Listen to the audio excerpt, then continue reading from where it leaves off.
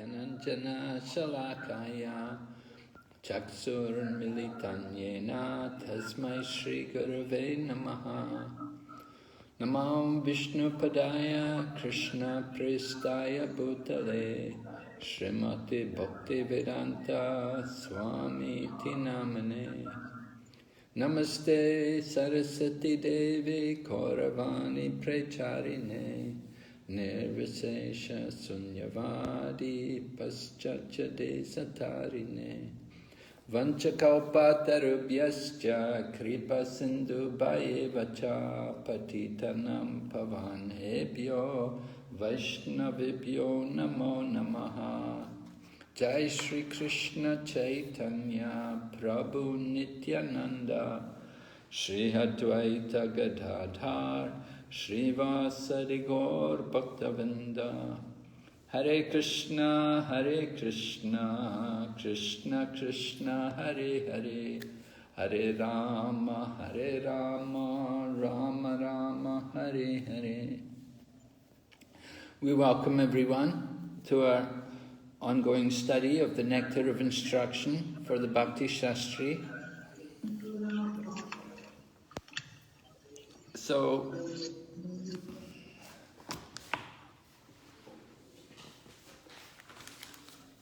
we will just take a look over the objectives which were mentioned for the previous text. If you look in your objectives on page 125, text numbers 5 and 6 mention the different points which we're meant to cover. Let's just quickly review them, make sure we covered them. Explain the 3 categories of devotees with reference to relevant Sanskrit words. Alright? Categories of devotees. Kanista, Madhyam, Uttama. We went through them then quite well. Explain the process of Diksha with reference to relevant Sanskrit words. Process of Diksha. So we spoke about taking initiation, the purpose of initiation, and how Diksha is an ongoing process.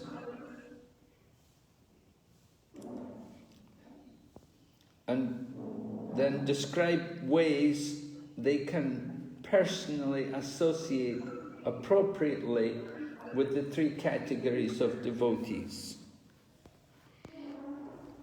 Ways we personally associate with the devotee, right? We mentioned that about offering respects to a devotee within the mind, a new devotee, respect in the mind, offering obeisances to someone's worshipping the deity, and associating and serving the topmost devotee.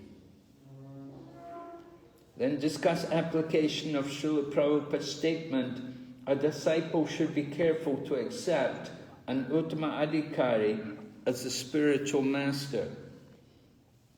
So we spent some time discussing that. There were a number of questions.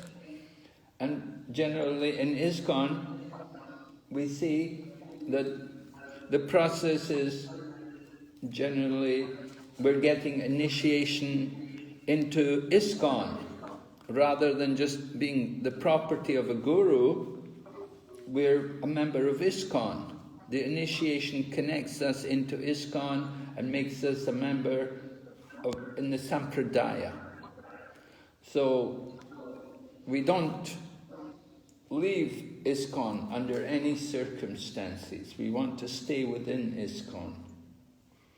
That was and the way in which we can stay within ISKCON is by being particularly secure under the shelter of Srila Prabhupada. Then explain the term empowered Vaishnava. We said a Vaishnava is empowered when he can bring many others to Krishna consciousness. Is that echo coming from me? I can't hear an echo on my end. I can hear Maharaj echo. Is maybe some mics are on unmute. That's why. No, okay. Yeah, I hear an echo, and if everybody mutes, I think that will clear it up. All right, so empowered Vaishnava means he can bring others to Krishna consciousness. He has that ability. Describe the appropriate attitude towards dealing with an empowered Vaishnava. The appropriate attitude, we want to hear from him. We'd like to also offer service if we get the opportunity. Examples within ISKCON of inappropriate attitudes towards seeing the external features of devotees. Inappropriate attitudes would be discrimination against someone on the basis of their color or their race or their caste or their previous background before coming to Krishna consciousness. That would be inappropriate. Discuss the importance within ISKCON of applying the appropriate attitude towards seeing external features of devotees, with reference to text number 6. The importance within ISKCON, because we're an international society, so we have people from all walks of life and from all parts of the world. So it's very important that we can apply that principle to see the internal feature of the devotee and not to be discriminating against someone on the basis of some external feature. Somebody may be diseased or handicapped or so many different ways we may be different from others. So we shouldn't be put off by external features. Rather, we should appreciate the fact that they're chanting Hare Krishna and they're surrendered to Krishna. All right? So, if you will allow me, we'll go on to text number 8. Text number 7 was covering, there was one. Text number 7 was about the analogy of nations compared to the disease called jaundice. So we explained that analogy, I hope. Did we? Everyone satisfied? Yes, Maharaj. I'll just try to remember where. Let's see, lesson 6.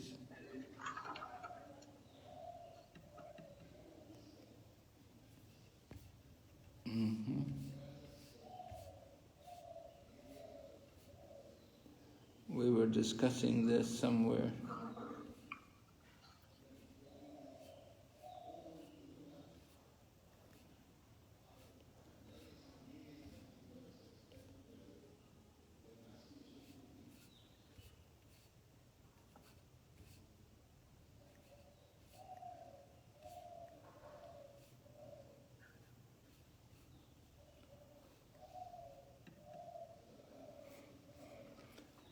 Right, we've got up to here in our slideshow. Oh, wait, I have to make it, first of all. I have to...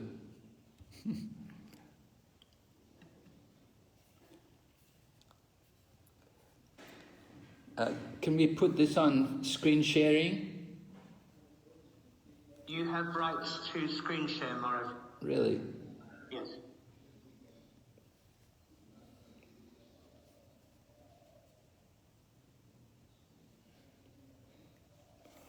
All right, so I have to go out of this. And here we are.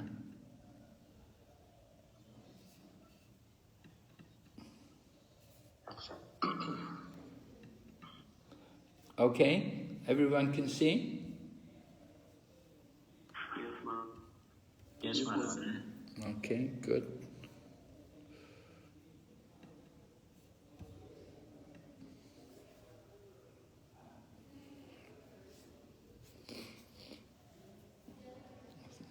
I'm sorry, the fonts are wrong on this. I have to adjust this when I get time. Oh, all right, we were talking about the chanting of the holy name and the importance of chanting 16 rounds. And now we're bringing up the point that in order to chant effectively, one must promote himself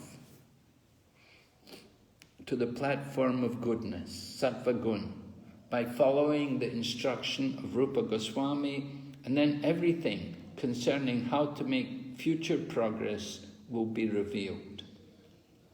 So first come up to the mode of goodness. That's very important. And this will be stressed a lot in other classes also, the importance of cultivating the mode of goodness.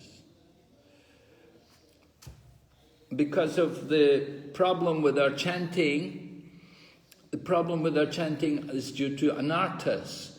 So here we explain what these anarthas are. They're classified into 4 different categories. This is taken from Shivaram Swami's book, but it's generally accepted that there are 4 different causes of anarthas. First of all, offenses. Then, secondly, material desires. Third, weakness of heart.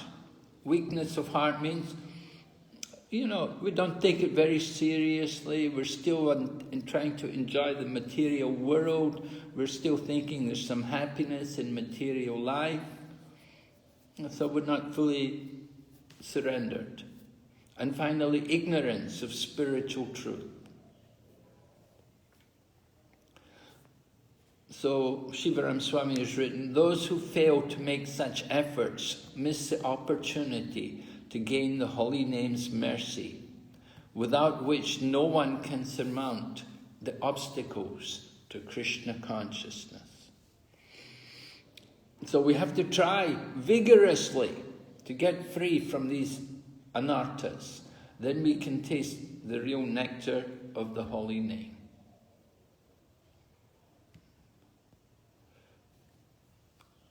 A quote from Bhanu Swami is talking about bhakti. He said, bhakti itself is klesh agni. In other words, it destroys misery. It destroys the misery. And it produces anartha nivritti. The effects of genuine devotion is it will destroy the unwanted things in the heart.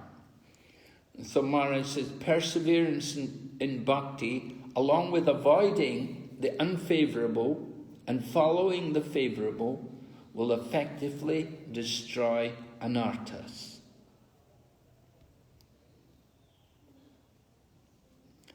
Then coming back to Shivaram Swami, transcendental knowledge acquired by studying Shastra and hearing from advanced devotees overcomes ignorance of spiritual truth. Ignorance of spiritual truth, we said that was one of the anarthas, one of the 4 kinds of anarthas. So we can remove that anartha by hearing from advanced devotees and studying the scriptures. A little table showing the stages at which the anarthas are destroyed. We can see on the left different stages of bhakti: anartha nivritti, nishta, ruchi, asakti, bhava, prema, and attaining the Lord's lotus feet, the ultimate goal.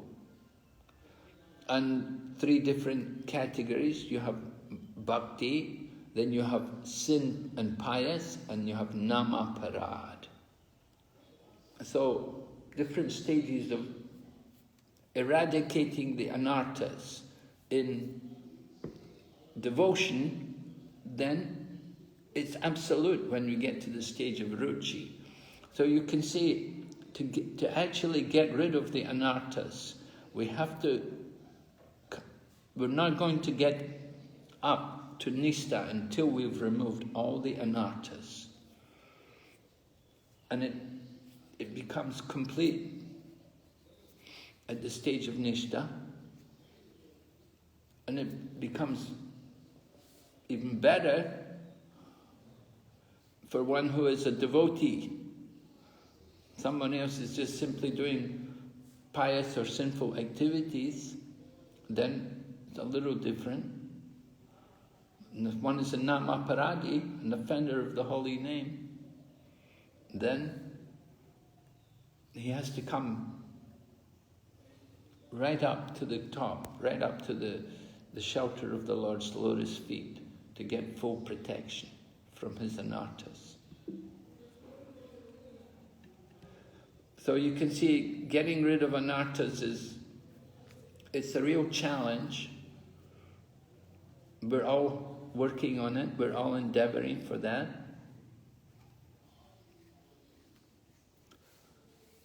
Talking here now from Bhaktivinoda Thakur, he's talking about madness, pramada. The meaning is inattention or carelessness. And it is from this offense that all other offenses spring.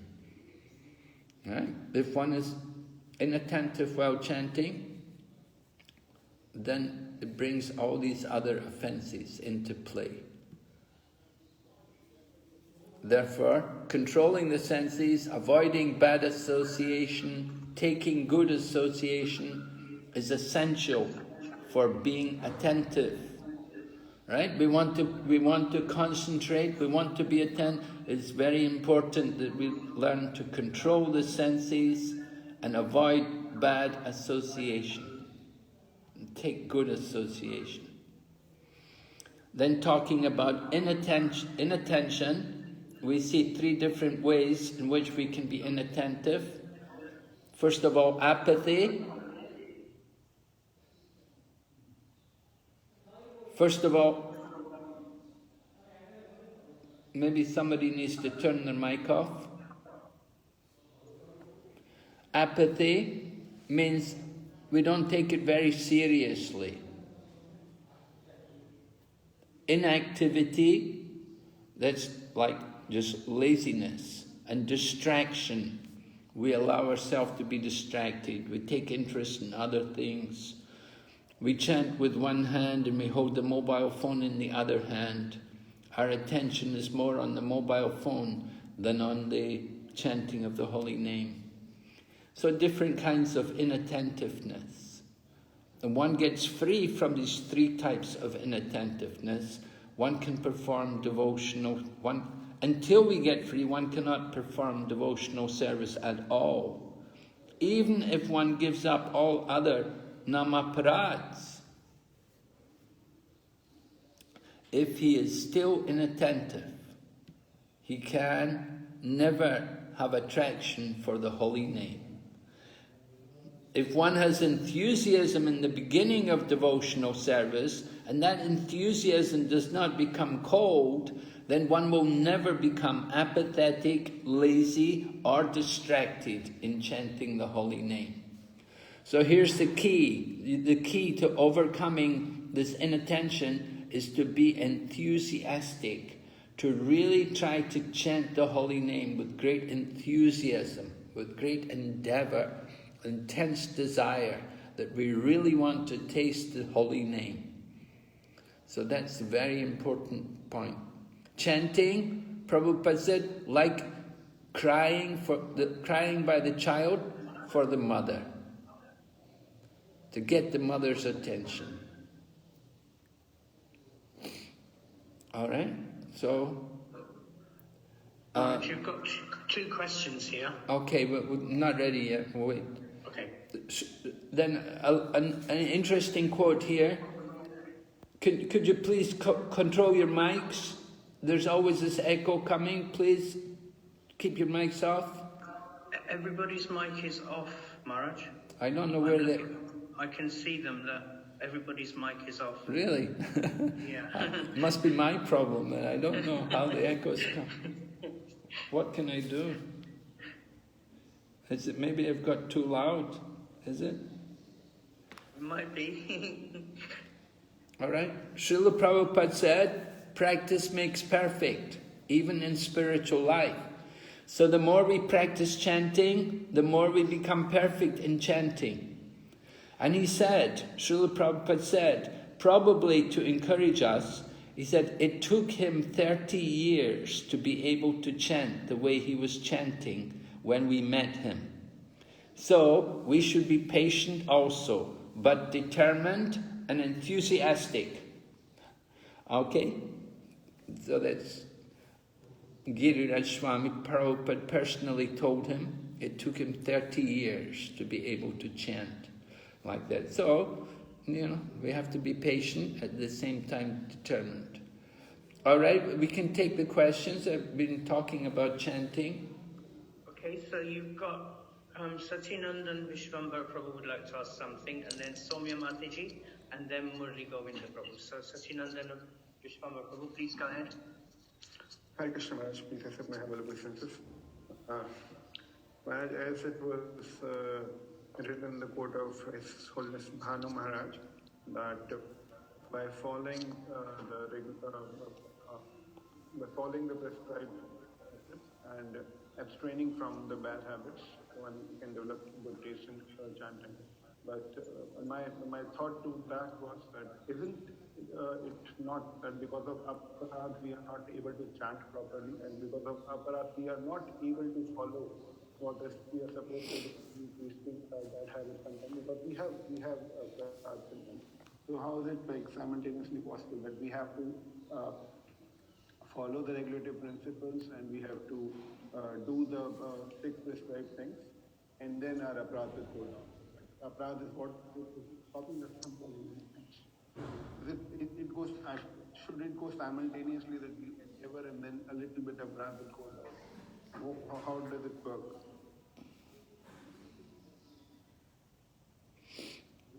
Yes, well, I was clear.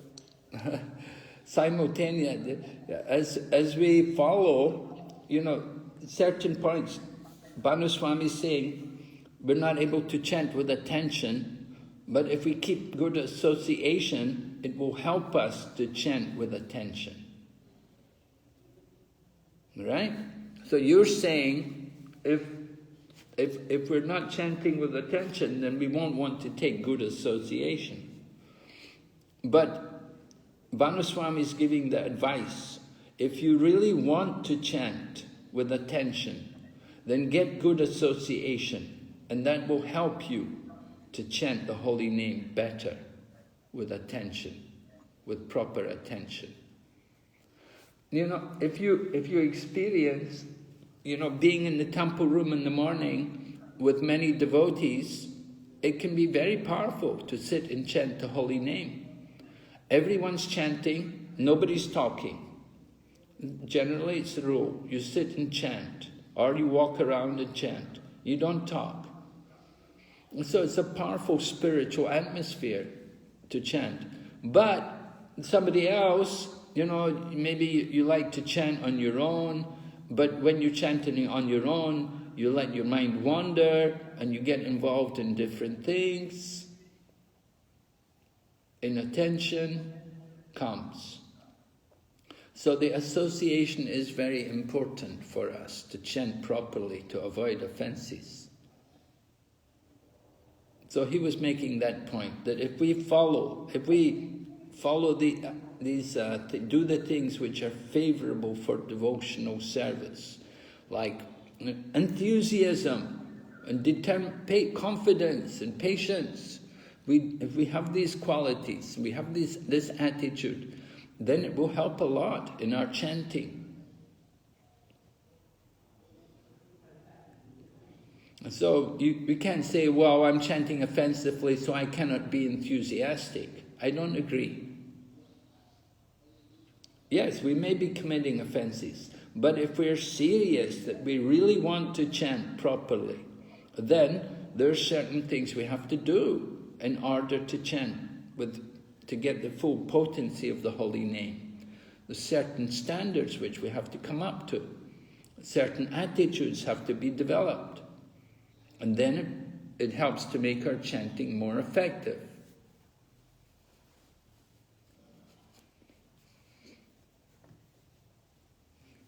Maharaj, regarding that, the chart which you show of the anarth nivritti. Yes. Now, sometimes it is difficult to perceive that there is certain anartha which one is having it in the heart, and it is very difficult to even it becomes very difficult even to believe eventually when one is an old devotee that this particular anartha I'll be able to get over with, because the disturbance because of that anartha, it's like starts, it is like happening again and again and again and again eventually in his life, when like suppose I'm able to reflect my maybe 10 years in Krishna consciousness, so that particular anartha or few particular anarthas, like it keeps on coming again and again and again, and it seems whether I'll be able to overcome it in my whole life, or is the process working fine, or it brings doubt in the mind. So just wanted your help in that. Well, we said one of the important qualities which we have to develop is confidence. We have to feel that if I follow this process properly, then certainly I will get the result.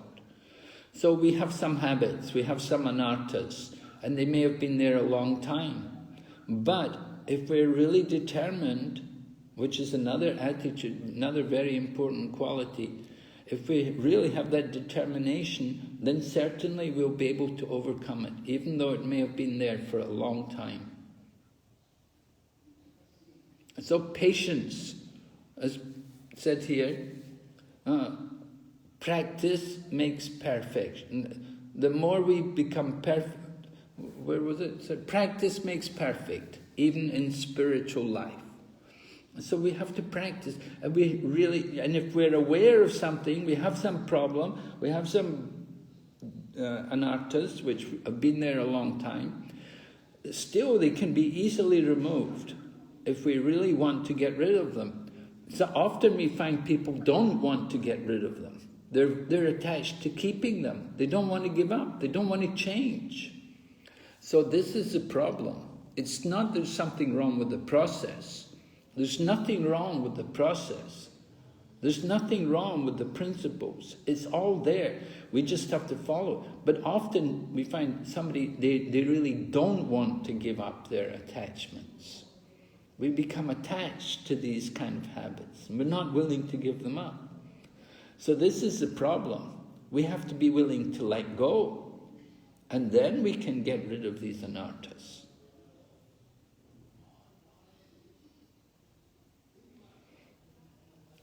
All right? Thank you very much. Was there another question, Prabhu? Yes, let's go to Soumya Mataji. Hare Krishna Maharaj, so we were discussing about the three types of offenses, apathy, inactivity and distraction. What is inactivity and how should we overcome it, Maharaj? The three types of distraction, three types of, let's go back to that. Three types of inattentiveness. First of all, apathy, inactivity and distraction. Inactivity is actually describing it later on as lazy. Just simply lazy.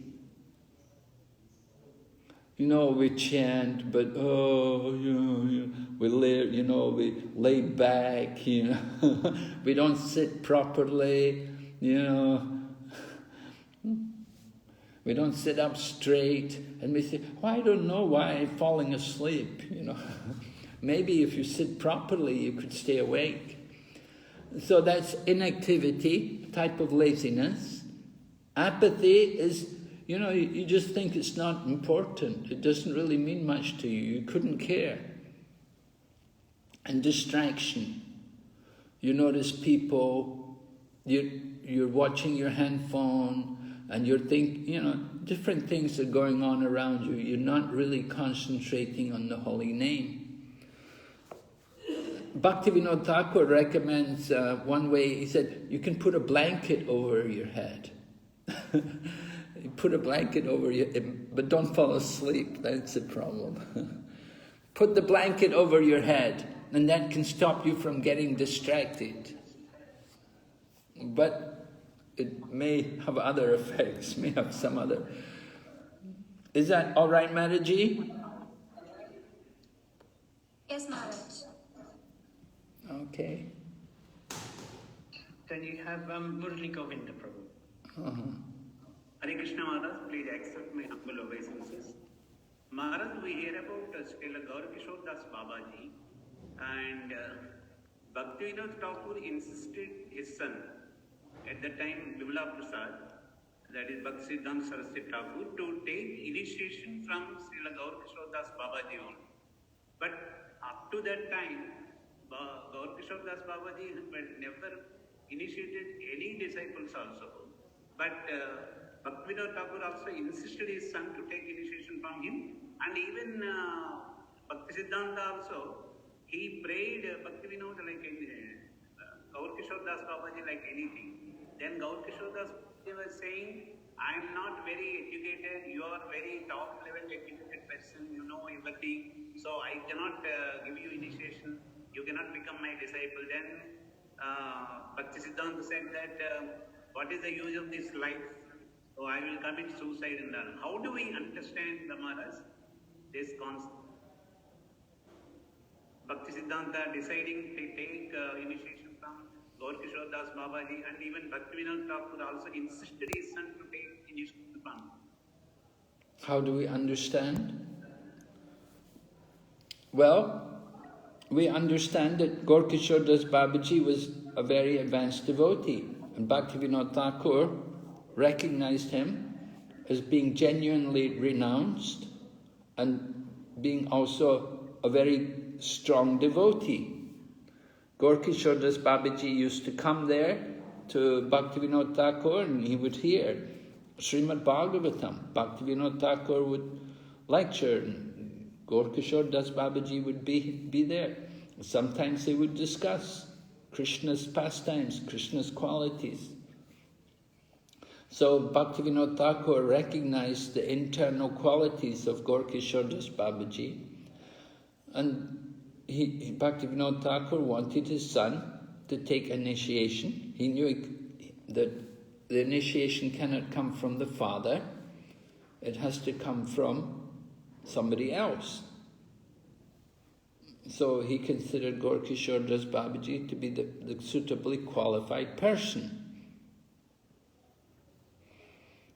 So Srila Bhakti Siddhanta Saraswati also understood it was a very good move for him, because he'd studied so much material knowledge, he'd been offered a post as a professor at the Calcutta University, and so on. He was very learned in so many languages and very erudite. And Gaur Kishore Das Babaji was illiterate practically. So he understood it was a very good training for him, that he should not just simply be concerned with the external, but he should look at the internal quality of the person. So we also heard that he was in so much of ecstatic love of Krishna. Sometimes he used to eat the mud in that Jamuna river, and he used to survive on that, eating dust and mud from Vrindavan, Rajabhumi also. And even he used to chant continuously day and night also, entering into the washroom and locking inside. So that is actually, it's pure ecstatic love for Krishna, and it is holy name. Okay. So thank you very much for sharing that with us. Right? Hare Krishna. Would like to go on. Right? So advancing from Shraddha up to Baba and Prema. Someone could read for us?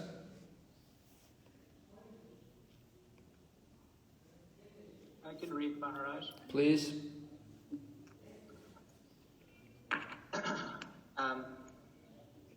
By devotional service only is one elevated to the transcendental planet, Goloka Vrindavan. And there also there is only devotional service.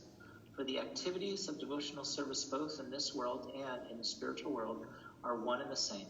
Devotional service does not change. The example does not change. The example of a mango can be given here. If one gets an unripe mango, it is still a mango. And when it is ripe, it remains the same.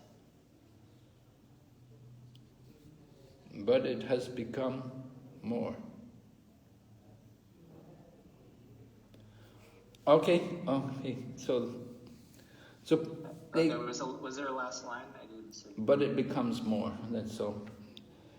All right. So the example of the mango devotional service.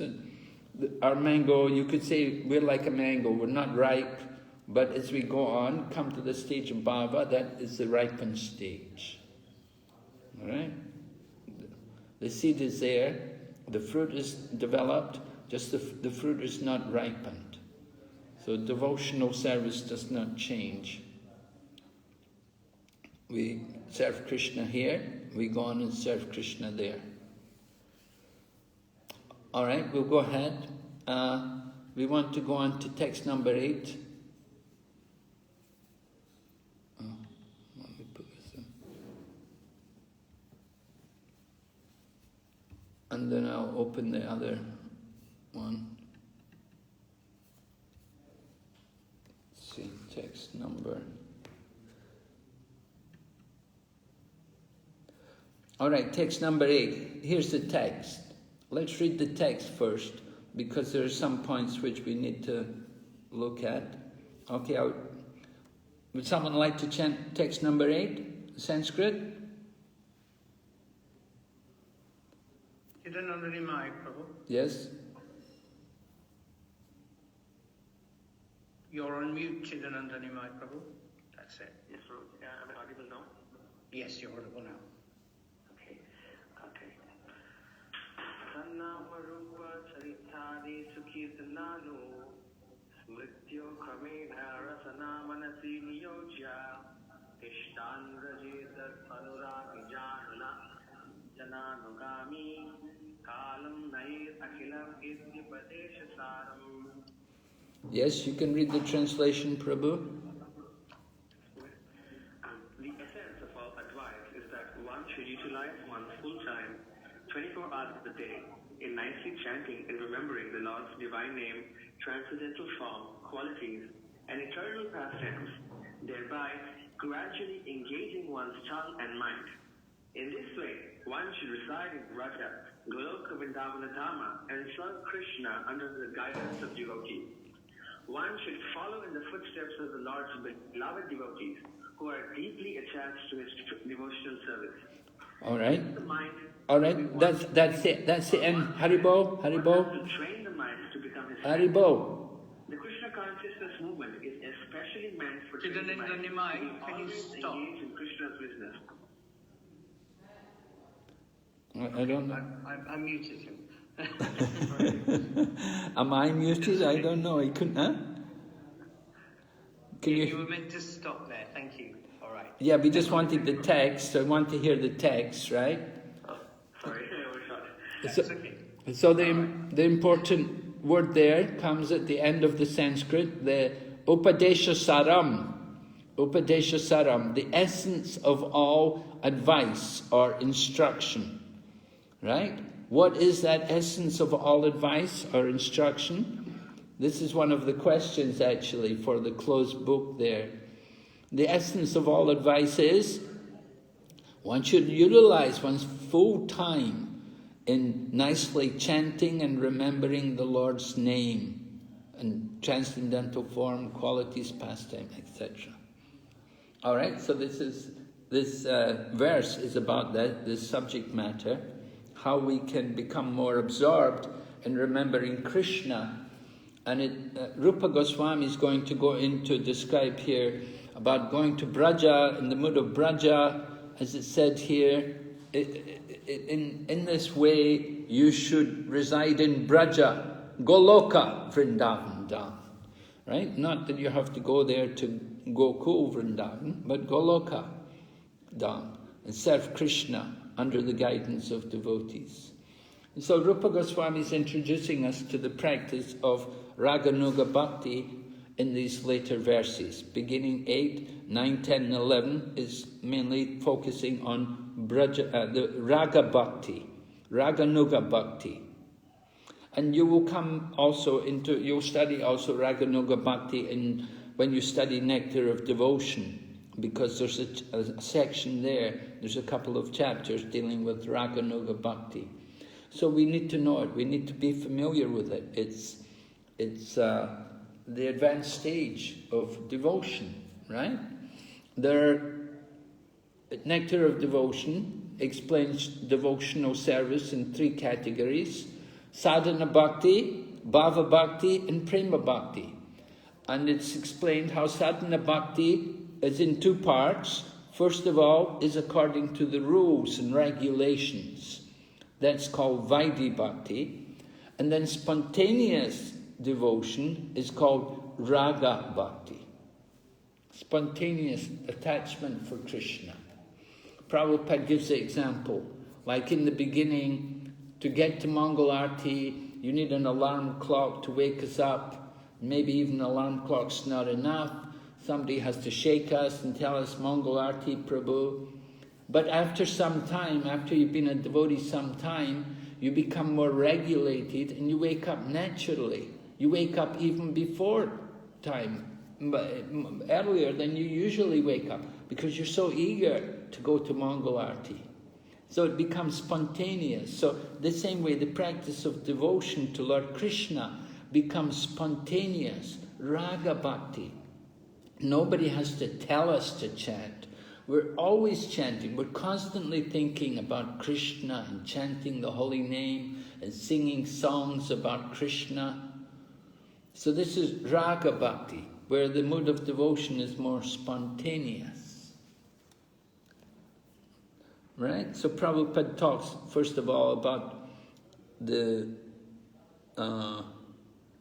mind and controlling the mind. Very important for us. Make friends with the mind. And then he goes in to describe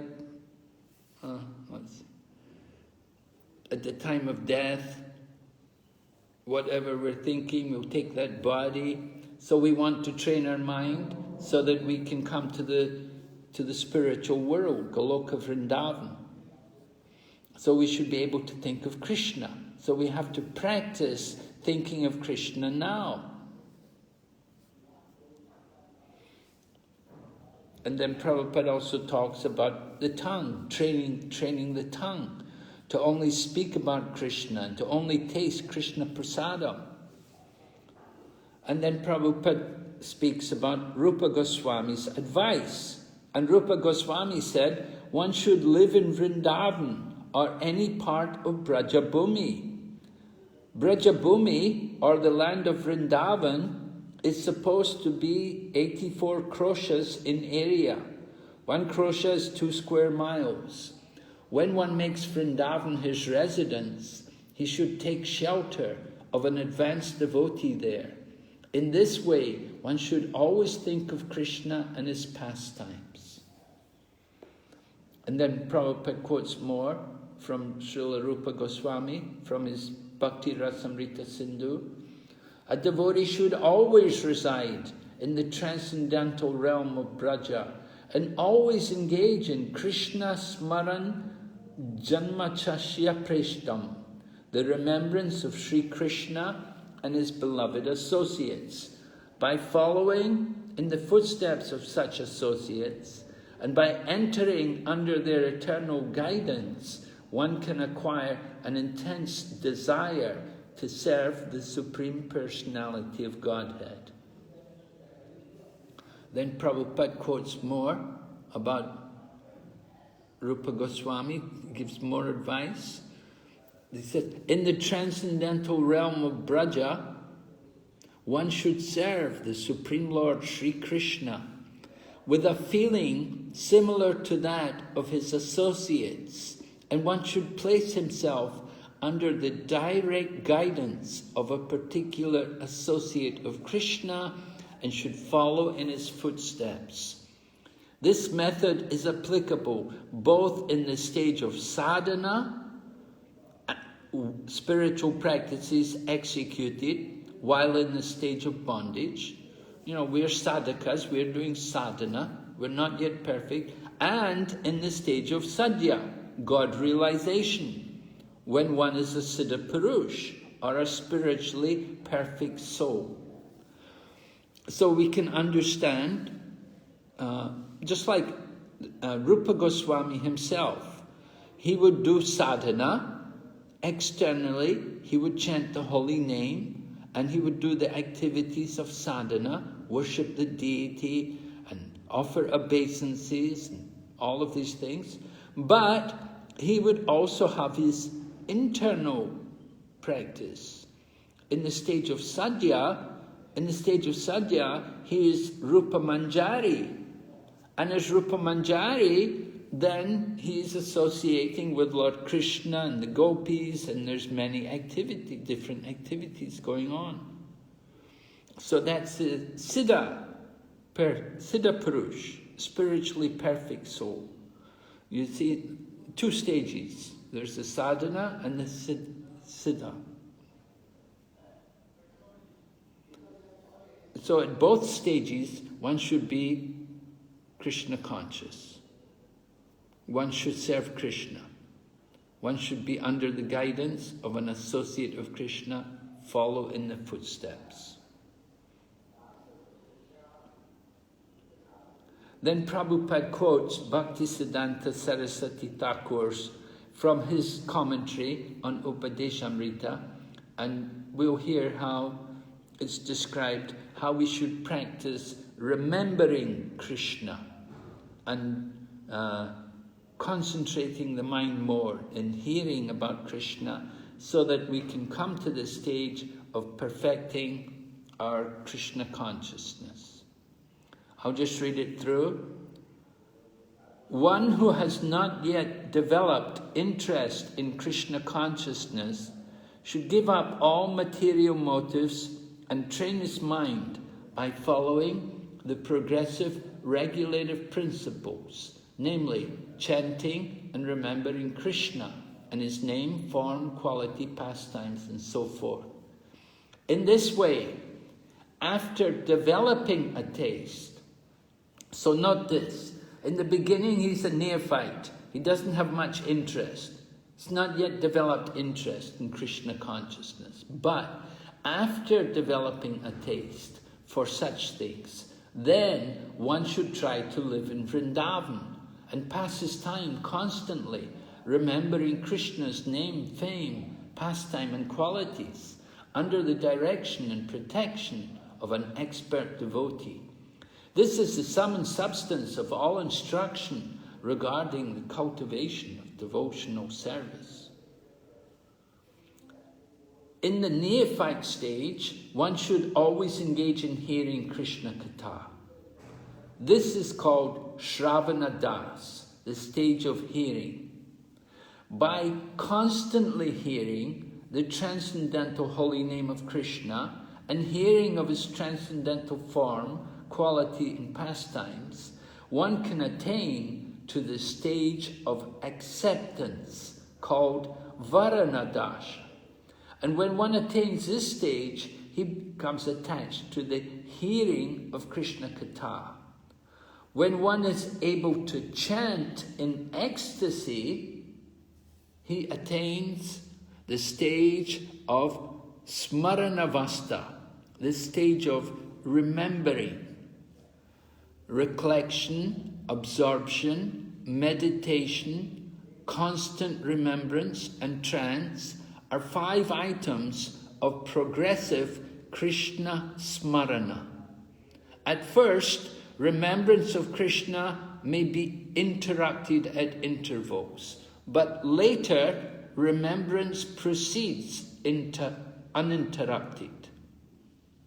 Right? So in the beginning, our mind is not steady, but with practice, it becomes uninterrupted. And that continues. When the remembrance is uninterrupted, it becomes concentrated and is called meditation. When meditation expands and becomes constant, it is called anusmriti. By uninterrupted and unceasing anusmriti, one enters the stage of samadhi, or spiritual trance. After smarana or samadhi, one has fully developed. The soul comes to understand his original constitutional position. At that time, he can perfectly and clearly understand his eternal relationship with Krishna. This is called Sampati Das, the perfection of life. All right? So, in this way, Prabhupada, well, he's giving us from Srila Bhaktisiddhanta Saraswati. Bhaktisiddhanta Saraswati had described these different progressions in concentrating the mind in remembrance of Krishna, and how, beginning by hearing, then we come to the stage of meditating, and the mind becomes absorbed in remembering, and we can go on to come to the stage of samadhi and ultimately realize our swarup, or our eternal relationship with Krishna. All right? So this is, we read about, the Goswamis. Sometimes they would be meditating on the pastimes of Krishna and like that. So this is how they come. They get to the stage that they can concentrate the mind. Continuing the purport, Chaitanya Charitamrita advises those who are neophytes to give up all kinds of motivated desires and simply engage in the regulative devotional service of the Lord according to the direction of scriptures. In this way, a neophyte can gradually develop attachment for Krishna's name, fame, form, qualities, and so forth. When one has developed such attachment, he can spontaneously serve the lotus feet of Krishna, even without following the regulative principles. Now, that doesn't mean that he can take intoxication or gamble or do things like that.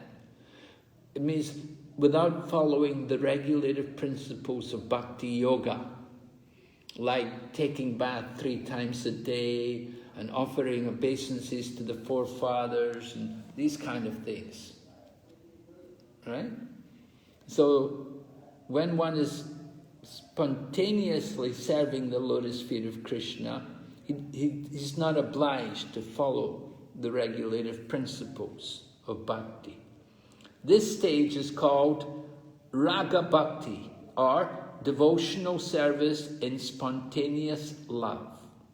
At that stage, devotee can follow in the footsteps of one of the eternal associates of Krishna in Vrindavan.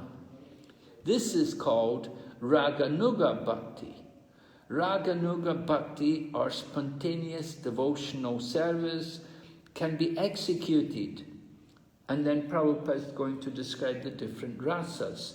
Santaras, where one aspires to be like Krishna's cows, or the stick or flute in the hand of Krishna, or the flowers around Krishna's neck. In Dasharas, one follows in the footsteps of servants like Chitrak, Patrak, and Raktak. And in the friendly Sakyaras, one can become a friend like Baladev, Sridham, or Sudama.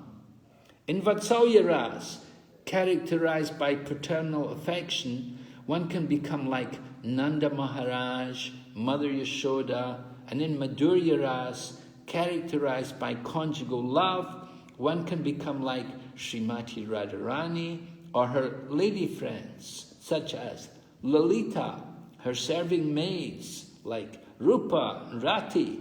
This is the essence of all instruction in the matter of devotional service.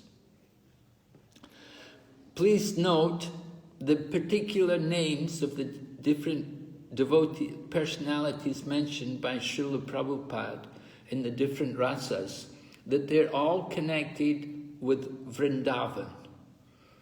You know, we could say, well, Arjuna is also the friend of Krishna, but Arjuna is not really involved in Vrindavan Leela.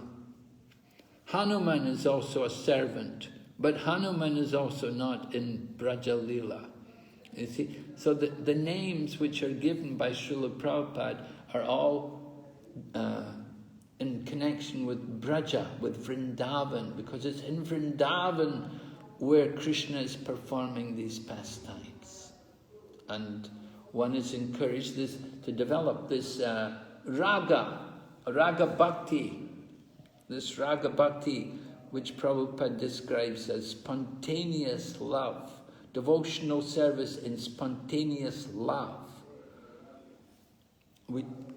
This mode of spontaneous love has to be, we have to be qualified for that. And the qualification to come to this kind of stage is you have gone through anartha nivritti. You've got rid of all the anarthas. You've come to the stage of nistha and you've come up to ruchi even. You've got this taste and you've developed a very strong taste to hear about Krishna and to chant about Krishna and to serve Krishna. And you just want to our focus of our attention can go entirely into these pastimes of Krishna, particular pastimes. And one should develop an attraction to a particular devotee, like one may be attracted to a gopi, like Chaitanya Mahaprabhu and the other people in Jagannath Puri. They were all mainly following the mood of the gopis. But one may also have the mood of Mother Yashoda and follow in the footsteps of Mother Yashoda. So Raganuga Bhakti, if one is very attracted to Mother Yashoda, then one would absorb their mind in remembering all the pastimes of Mother Yashoda, how she tastes Krishna and how she binds up Krishna and how she's always feeding her breast milk to Krishna. So one becomes absorbed in remembering the different dealings of a particular devotee. This is the mode of Raganuga Bhakti, and it will depend on different devotees. Different devotees will have different tastes. Someone's taste may be to be a cowherd boy, and someone's taste is to be a gopi. Well, it can be different for different devotees.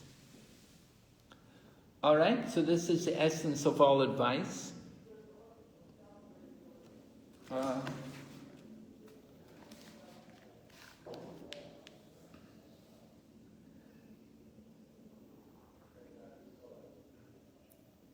In relation to the objectives, we've talked about the progressive stages of hearing and Krishna Smaranam, right?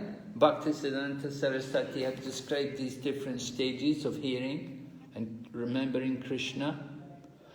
You can see it's something like, in some ways there's similarity to Astanga Yoga and the later stages of Astanga Yoga. After pranayam, then it becomes pratyahara, dharana, dhyana, and samadhi. So remembering Krishna, you can see also meditation is there, dhyana, and samadhi is also there. And contemplation, that's dharana. So we have 5 different stages of remembrance of Krishna, concentration of the mind. 5 items of progressive Krishna Smarana. All right, any questions on this before we go on? So, Maharaj, I have a question from Harsha Mataji, who is asking, Srila Prabhupada said we must be 70% Krishna conscious. What does it mean by 70% Krishna conscious?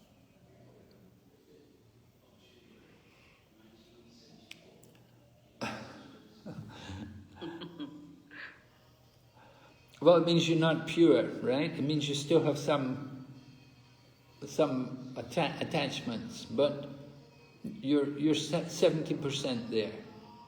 You still have a bit to go. You still have some things holding you back. Yeah. Prabhupada would, at different times, in different situations, Prabhupada would speak words to encourage the devotees. So Prabhupada's encouraging that even though we're not completely pure, if we've got some attachment for Prabhupada, some attachment for the holy name of Krishna, although there's still some problems, we still have some defects, but you know, if we have 70%, we have a good chance. Prabhupada will come. And Krishna says also, I carry what you lack, right? So we're lacking something, Krishna can take care of it. We take shelter of Prabhupada, we have connection to Krishna's pure devotee, and Krishna will take care of us. Yes. And then Jagai Nitai Prabhu is asking, in the earliest stage, in Anartha Nivriti, and as we progress, we get tastes, and with that taste, we clear offences and so on. How do we engage in Anartha Nivriti without taste? Well, we have some taste. There has to be some taste there, but our taste will be conditional, just like taste. You know, we may be depending a lot on different elements for our taste. You know, we want to see nice, beautiful deity worship. We want to have the best kirtan. Everybody should be expert in playing the instruments, like that. But as one progresses, then one will become indifferent to these things. That he sees the deity, even though the deities are not really worshipped in an elaborate manner or in the best way, with the best dresses and the nicest ornaments, but still we see the deity and we're satisfied. It's Krishna.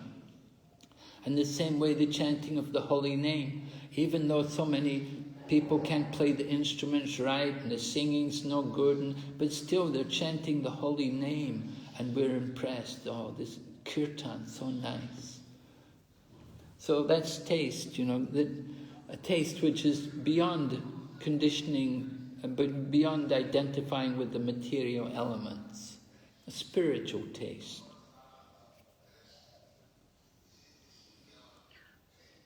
Thank you, Maharaj. That was a really good answer. Jaganita is saying. Can we go to Gadadhar Prabhu? Yes, Hare Krishna Maharaj. So it is mentioned about the external and internal practice. I a bit miss about that point. So please kindly explain what once again. External and internal practice. Well, I was explaining in relation to the case of Srila Rupa Goswami, that Srila Rupa Goswami, externally, he's coming as a devotee of Lord Chaitanya Mahaprabhu, and he's performing his sadhana, chanting the holy name, and offering obeisances, doing parikrama, worshipping the deity, writing books. But he has also his spiritual identity. In the spiritual world, Rupa Goswami is Rupa Manjari, and he's assisting in the pastimes of Radha and Krishna. So internally, he can meditate on the pastimes of Rupa Manjari as he assists in the pastimes of Radha and Krishna. So sometimes we hear about Rupa Goswami, how you'd be sitting, meditating, you'd be sitting, he absorbed in the pastimes of Radha and Krishna. And, people around him wouldn't know what he's thinking or what's happening, but he would be sitting and he'd be with Radha and Krishna and taking part in their pastimes. So that's internal contemplation, internal meditation. So is it possible for us related to the external practice, Maharaj? For us to in the neophyte stage? No, not possible. What we have to do is purify ourselves by chanting the holy name and hearing about Krishna. And we have to come to the perfect stage. Until we become perfect, we don't know our spiritual identity. So we simply think of ourselves as a servant of Krishna, right? Jiver Swarupahai Nitya Krishna Das. We're all servants. So we think of ourselves that way, as a servant of Krishna. And we engage in hearing and chanting. Absorb ourselves. Hearing and chanting. And we have to get rid of the anarthas. Get rid of the offenses. It has to become pure chanting.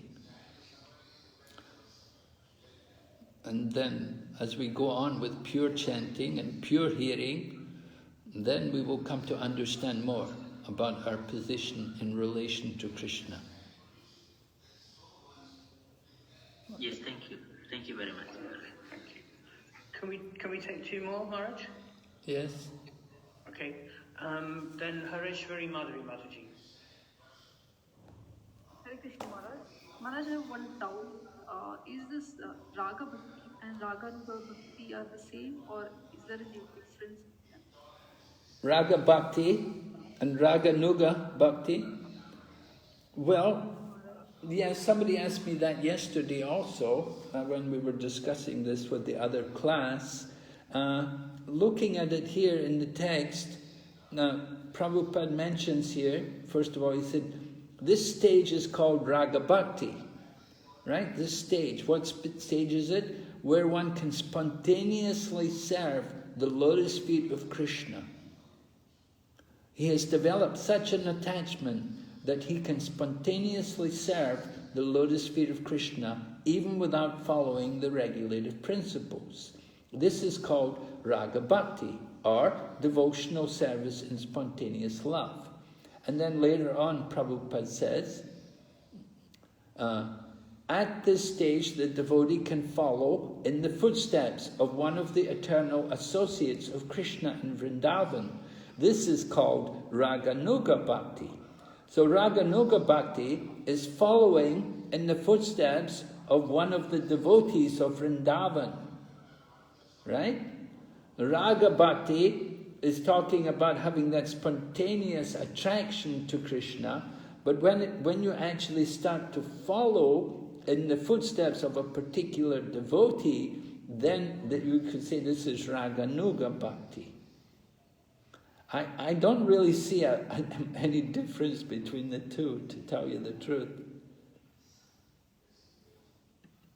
They seem, Raganuga Bhakti or Raga Bhakti, it's the same thing. Just simply Raganuga is talking about following in the footsteps of a great devotee.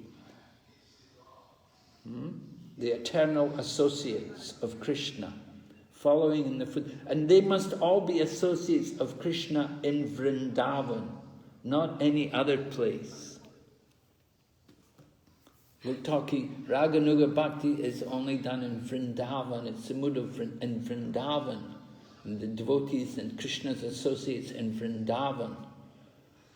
People from outside Vrindavan, like the Pandavas, Arjuna, and like that, they're not from Vrindavan, they don't fit into Raganuga Bhakti. Raganuga Bhakti, you're dealing with the Brijbasi people. Nanda Maharaj, Mother Yashoda, Vasudeva and Devaki, they're not Brijbasi people. They're in Mathura, they're in Dwarka, but they're not in Vrindavan, really. So Raganuga Bhakti is following in the footsteps, and Raga also indicates this spontaneous desire to serve the lotus feet of Krishna.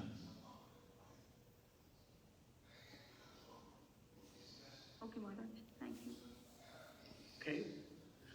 Can we go to then Rajavidya Prabhu? Hare Krishna Maharaj, please accept my humble question, Maharaj. So, Maharaj, this in our current state of following the Shiksha and Diksha Guru, can that be compared something to Raganuga Bhakti or not? Oh, no, not at all. Okay, thank you. Okay. You have one more. Do you want to take it or do you want to move on? Yeah? Okay. Sachinandan Vishwambar, please go ahead. Thank you, Prajit. Thank you, Maharaj.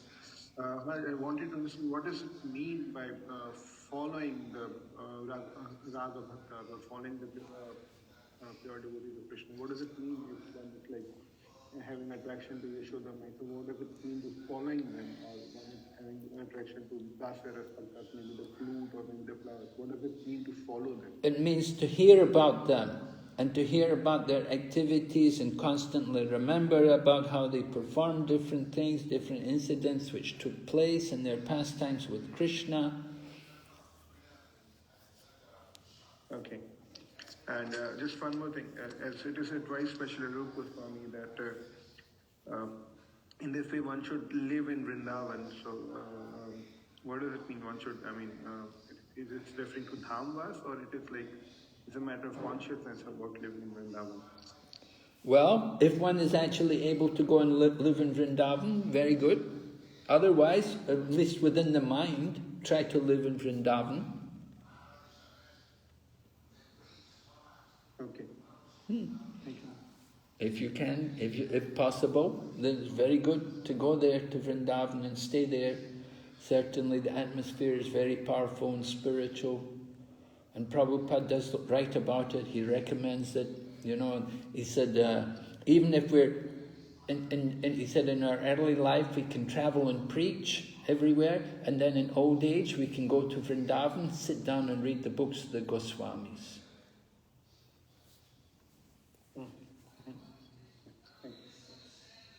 All right. I want to switch now. We'll go to the PowerPoint in relation to this. There is a PowerPoint which explains some things about it. Let's see. Process of hearing.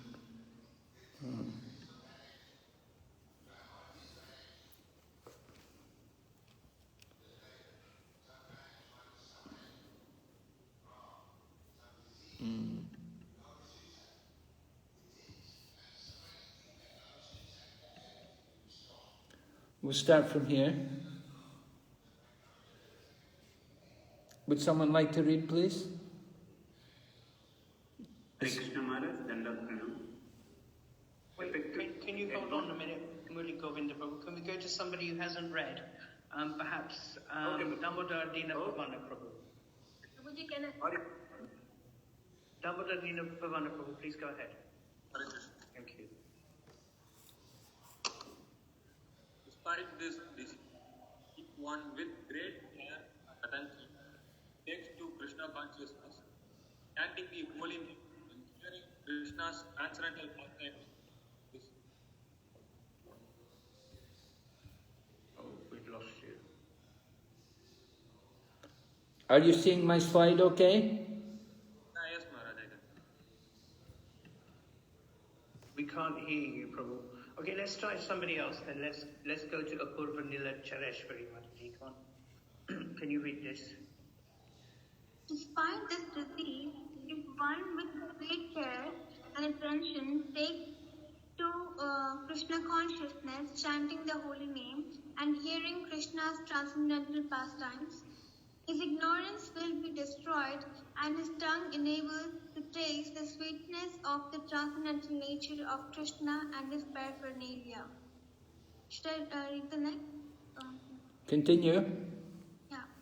Chaitanya Charitamrita advises those who are neophyte to give up all kinds of motivated desires and simply engage in the regulated principle of devotional service of the Lord according to the direction of the scripture.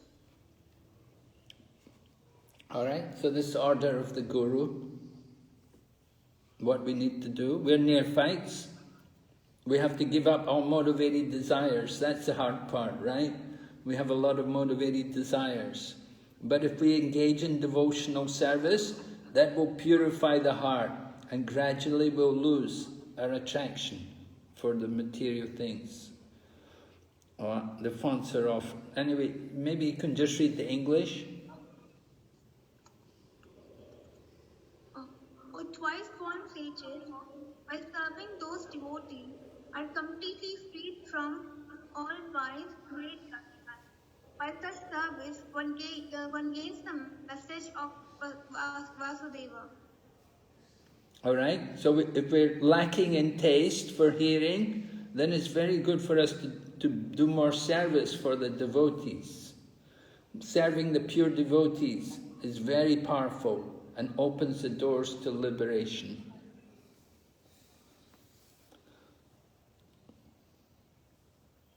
Please go ahead, read some more. Nowadays, it seems that many of the older disciples, like yourself, and are having difficulty. If you do not set the example for the younger students and take the responsibility for instructing them in the right line, how will things go on? Try to always study our books and see our philosophy from different lights of directions. Become convinced yourself of the knowledge, and without a doubt, all your difficulties of mind will disappear forever, and you will see Krishna face to face.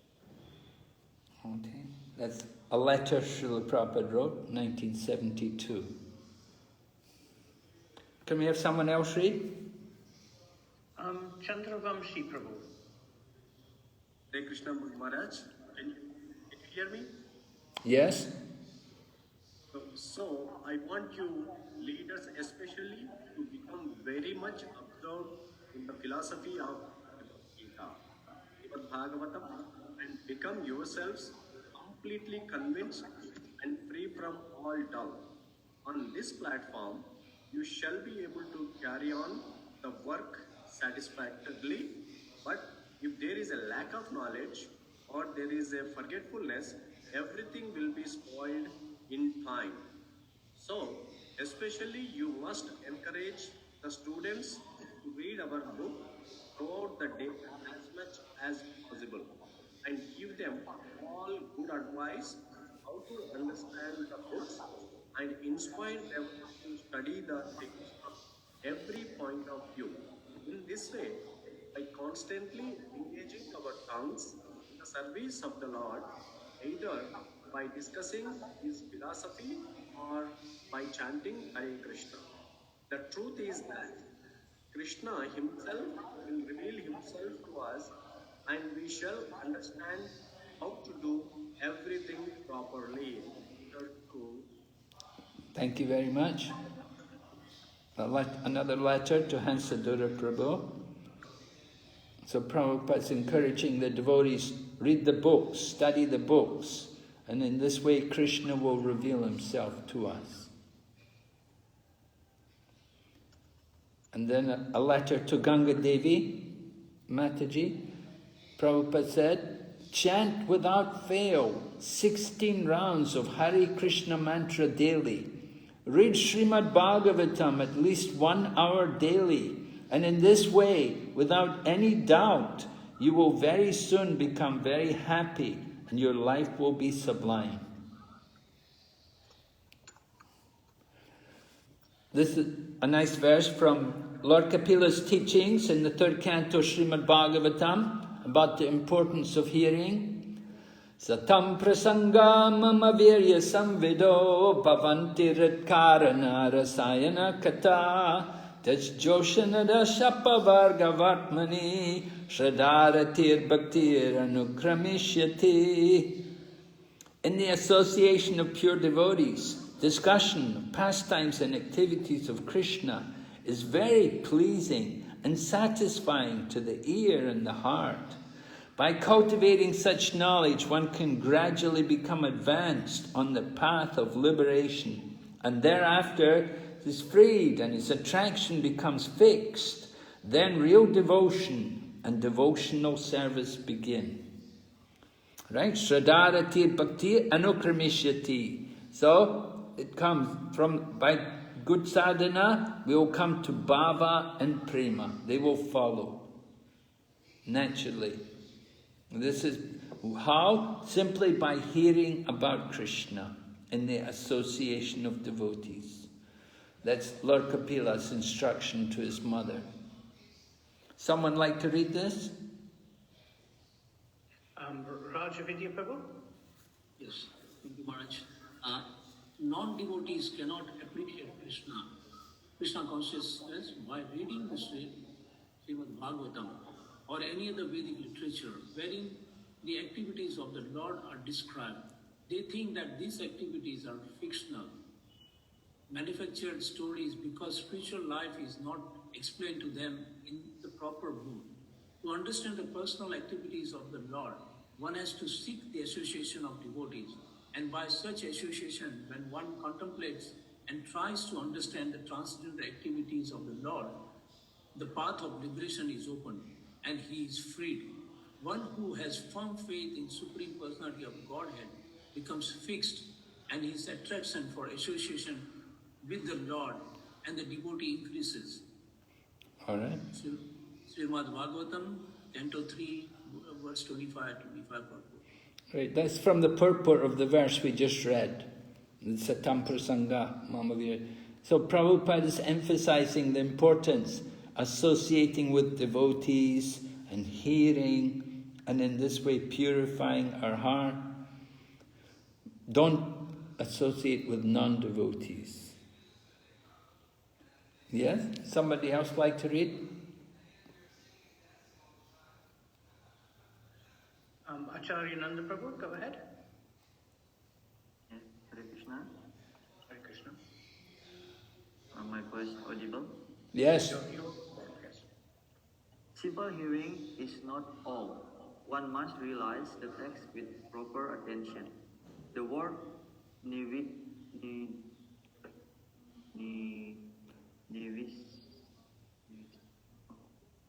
the points were not clear. Yeah, sorry about that. Go ahead. Means that Sutta Goswami drank the juice of Bhagavatam through his ears. That is the real process of receiving Bhagavatam. One should hear with rapt attention from the real person, and then he can at once realize the presence of Lord Krishna in every page. The secret of knowing Bhagavatam is mentioned here. No one can give rapt attention pure in mind. No one can be pure in mind who is not pure in action. No one can be pure in action who is not pure in eating, sleeping, hearing, and mating. But somehow or other, if someone hears with rapt attention from the right person, at the very beginning one can assuredly see Lord Krishna in person in the pages of Bhagavatam. Srimad Bhagavatam 1.3.44-40. Yes, this is a very well-known purport, often quoted. This is the last verse of the 3rd chapter, where Srila Vyasadeva or Sutta Goswami had been describing the Lord's different incarnations, and Prabhupada is explaining what is important, that we have to not only just hear, but we have to actually realize. And in order to realize the text, we have to be pure. And we have to be pure in our activities. But then Prabhupada said, if we simply hear with rapt attention, so from the right person, you can see Krishna in the pages of Srimad Bhagavatam. So seeing Krishna. So Prabhupada wanted very much, distribute his books. If you want to please me, distribute my books. A famous quote. So, what is Srila Rupa Goswami's Upadeshamrita? Upadesha Saram. Upadesha Saram? Prabhupada explains, the more we study the pastimes of the Lord, the more we become attached to Him. This very attachment to Krishna makes one eligible to be transferred to His abode, Goloka, Vrindavan. From Krishna book. So, what is that Upadesha Saram? Upadesha Saram, that one should utilize his time 24 hours a day, hearing and chanting the glories of the Lord. And here we see the same point made from Prabhupada's summary of Krishna's pastimes, Krishna book, becoming attached to Krishna. Another quote, also from Krishna book, chapter 46. To remain always absorbed in Krishna consciousness was the standard of the inhabitants of Vrindavan. If we can simply follow in their footsteps, even to a minute proportion, our life will surely become successful. Where does it say about following in the footsteps of the gopis? Following in the footsteps of the inhabitants of Vrindavan? Anybody know a verse? Sachinandana Vishwambara Prabhu, is that an answer? Are you trying to answer the question? No, I just raised my hand because I wanted to question. A question to ask. Okay, we'll come back to that question then. In that case, let's go to Karuna Sindhu Prabhu. You raised your hand. Do you know the answer to this? Yeah, it's there that Gopi Bhartur Padakamale or Das. Yes, thank you, Prabhu. Yes, right. That's the verse we often quoted, right? That we say, I'm not of a Brahmana, Kshatriya, Vaishya, Sudra. I'm not a sannyasi, a vanaprastha, a grihastha, or a brahmachari. I'm simply the servant of the servant of the servant, follower of the gopis of Braja. Right? Gopi Bhart. Very good, right? Okay. And just speaking, we had a question? Yes, you've actually got two. I think you've got one, sorry. From Sachinandan Vishwambara Prabhu. Oh, you got two, yeah. I beg your pardon. You got him and then Krishna Vijay, if that's okay. Maharaj, this question is regarding the purport which we read of the Satam Prasangat. Can you please go back to the slide? It will be more easy for me to ask. In which it was written that his hearing cannot be perfect with that. This one? Yeah, perfect. No, it is like, it appears to be a little confusing and a little contradictory. No one can give rapt attention who's not pure in mind, and then all these things, so who's not pure in actions and all. And simultaneously, Srila Prabhupada writes that if one somehow, if one hears with rapt attention, so is it like, if he's not pure with mind and he's not pure with actions, maybe he's not pure with the four regulative principles, then also then if he somehow gives rapt attention, that appears to be contradictory. Well, Prabhupada's making a point that the power of hearing, that even one is not very pure, but somehow if he hears from the right person, and if he hears somehow or other, someone hears with rapt attention from the right person, then, and that can be the very beginning, and that can bring out a big change in the person. It can actually see Krishna. So Prabhupada is describing the power. Yeah, the power of hearing. The power of hearing is so powerful that even one may not be very strict, not very pure, but if he gives rapt attention to hear from someone, even someone, we know sometimes people are not very pure, but somehow they really pay attention, they're really listening. Okay. And just another short question, is what does the term motivated desire means? We read it previously. What does that particular term means, motivated desires? Well, you have some purpose behind what you want. You have, some purpose. You have a desire. Maybe you have a desire. Maybe we want to have better prasadam, right? Maybe you think the prasadam is not good enough. We want to have more opulent prasadam. Maybe your motivation is that you can eat more. Okay. So behind anything there has to be some motivation. it only just referring for the material desires, or it's like? Well, it can be spiritual.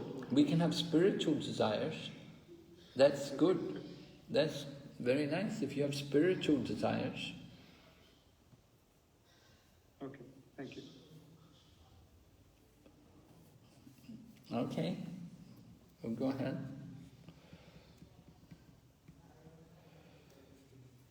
Oh, all right.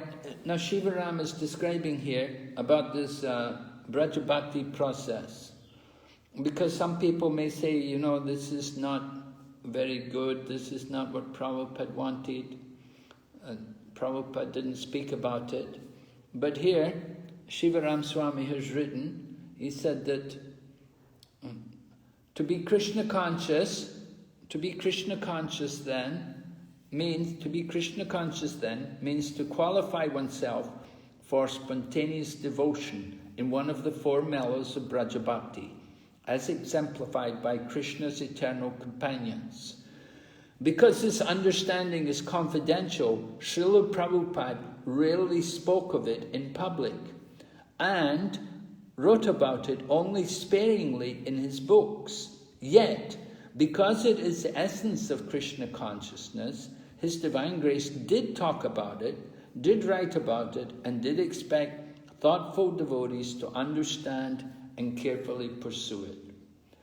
So this way Shivaram is he's revealing his own particular interest, you could say also, that he's very much inclined to pursue this, and he's very qualified.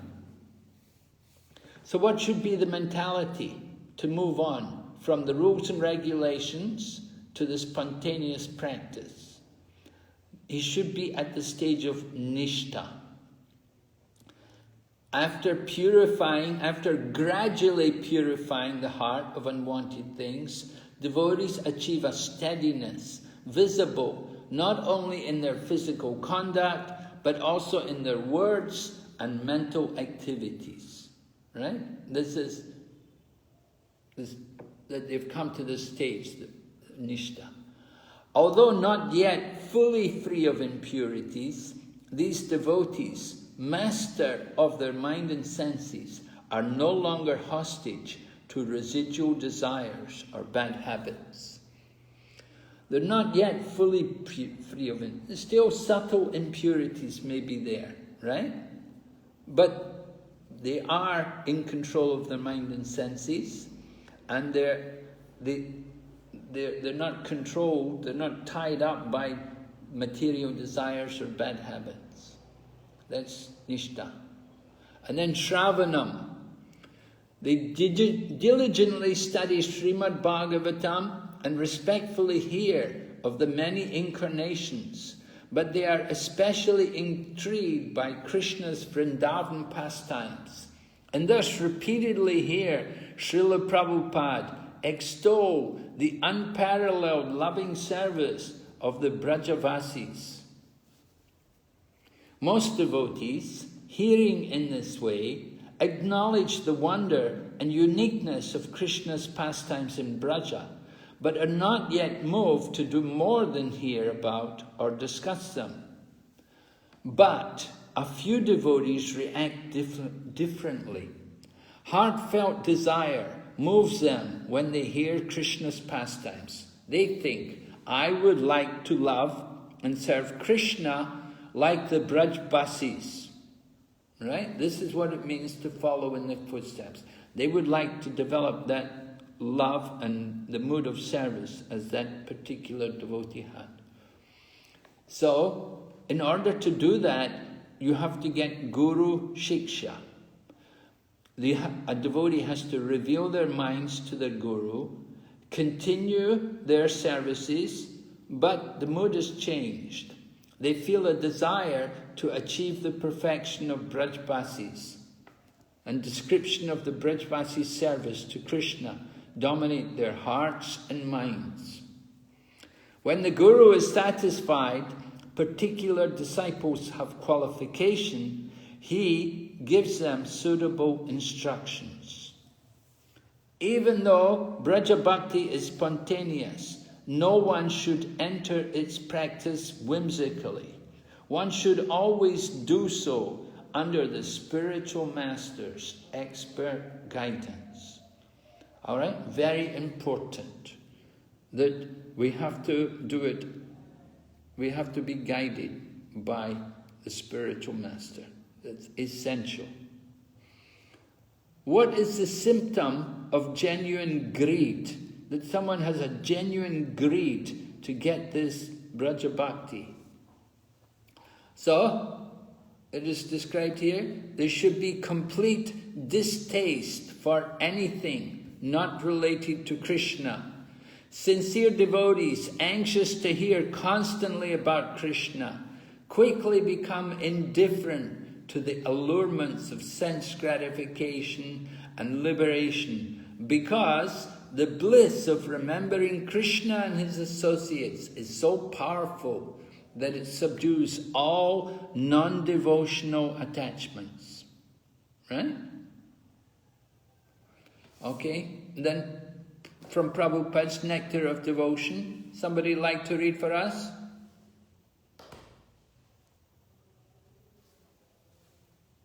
We must always remember, however, that such eagerness to follow in the footsteps of denizens of Braja, Vrindavan, is not possible unless one is freed from material contamination.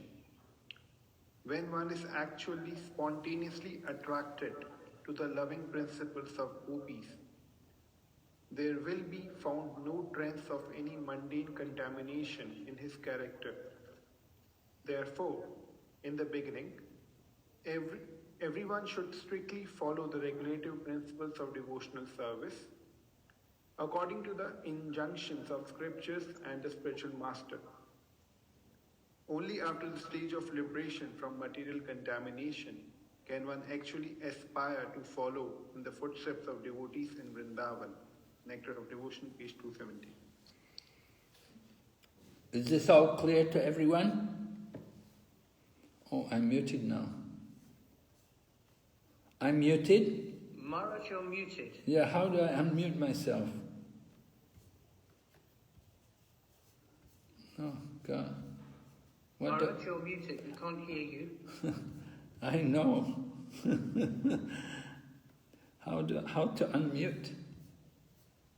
We can't hear you, Maharaj. What am I supposed to do? I don't know how to unmute. So I think you can only unmute as your host.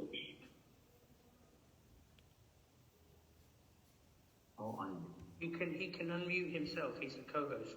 Okay, Maharaj, can you speak? We couldn't hear you for a minute there. Can you hear me now? Oh, we can hear you now. Yes, thank you. Yes.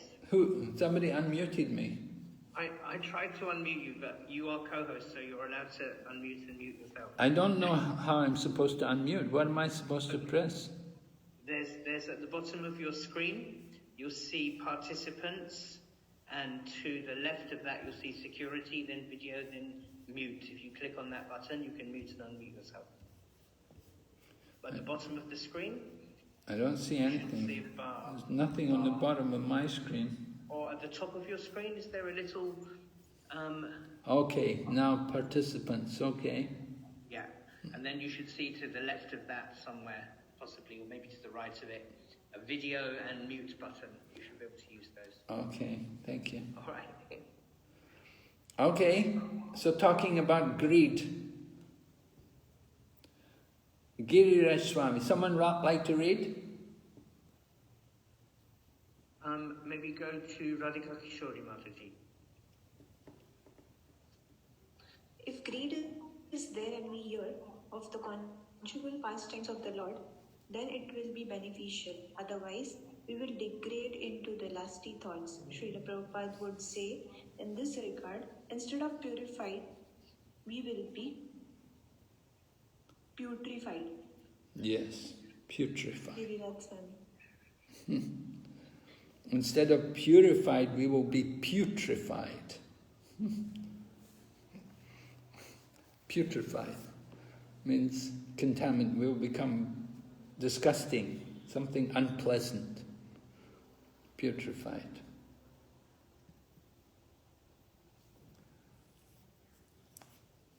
Someone please read.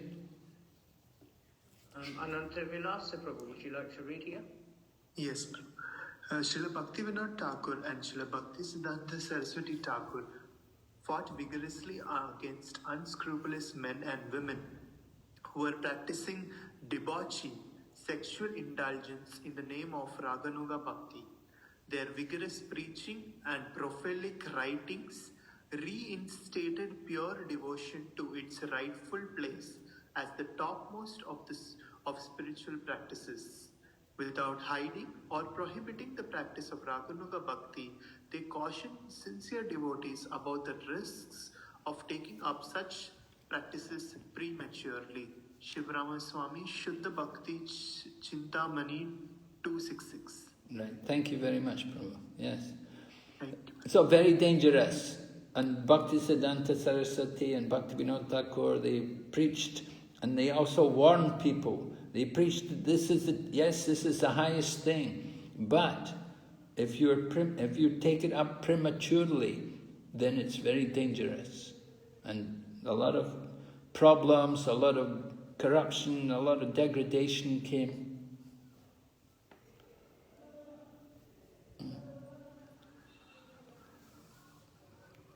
Yeah, would you like to read more, Prabhu? Could you? Ananta Vilasa Prabhu? Yes, Maharaj. Siddhanta Saraswati Thakur recommends intensive counter-propaganda. We should present the right conception of spontaneous devotion and thus stem the tide of immature practice. He further explains that spontaneous devotion is part and parcel of the soul and cannot be ignored. Instead, it should be understood through the teachings of Rupa Goswami by devotees surrendered to the lotus feet of their spiritual master. Shivraman Swami, Shuddha Bhakti Chintamani 271 and 272. Yeah. So, Srila Bhakti Siddhanta Saraswati is quoted here as saying that this Raga Bhakti, this spontaneous devotion, is part and parcel of the soul and cannot be ignored. So it has to be understood. So how to apply it? Oh, if we had time, we could do this role-playing. Very interesting to do this. You know, because sometimes we do get devotees in ISKCON who get a bit involved in this kind of thing. And we did have an instance in Prabhupada's time. There were a group of devotees who were meeting. Now this is, we're talking about 1976 or 1977. And there was a group of devotees who were taking part. Somehow they got together and they had their own little club, and they would meet together and read sections of the Chaitanya Charitamrita about Lord Krishna's pastimes with the gopis. So when Srila Prabhupada heard about it, he was very upset. And he called all the members who had attended and he chastised them heavily. Told them this was very bad and this would ruin ISKCON. So he was very concerned about it. But they said, well, Prabhupada, we're reading your books. He said, yes, but look how you're reading and look what you're reading. You're only reading the most esoteric sections of the Chaitanya Charitamrita. For example, there are sections where Lord Chaitanya is discussing with Ramananda Roy and on very elevated topics. So they were focusing their attention on these things. But Prabhupada pointed out, what about the earlier sections? Have you understood everything from the beginning? And actually, in course of time, all the people except for one devotee who was in that group, they all left ISKCON. They all had spiritual problems. They had not controlled their mind and senses. They had not conquered the urges. They were going and hearing, but they were still polluted by material desires. They had not got through an artha nivritti. So then it's very dangerous.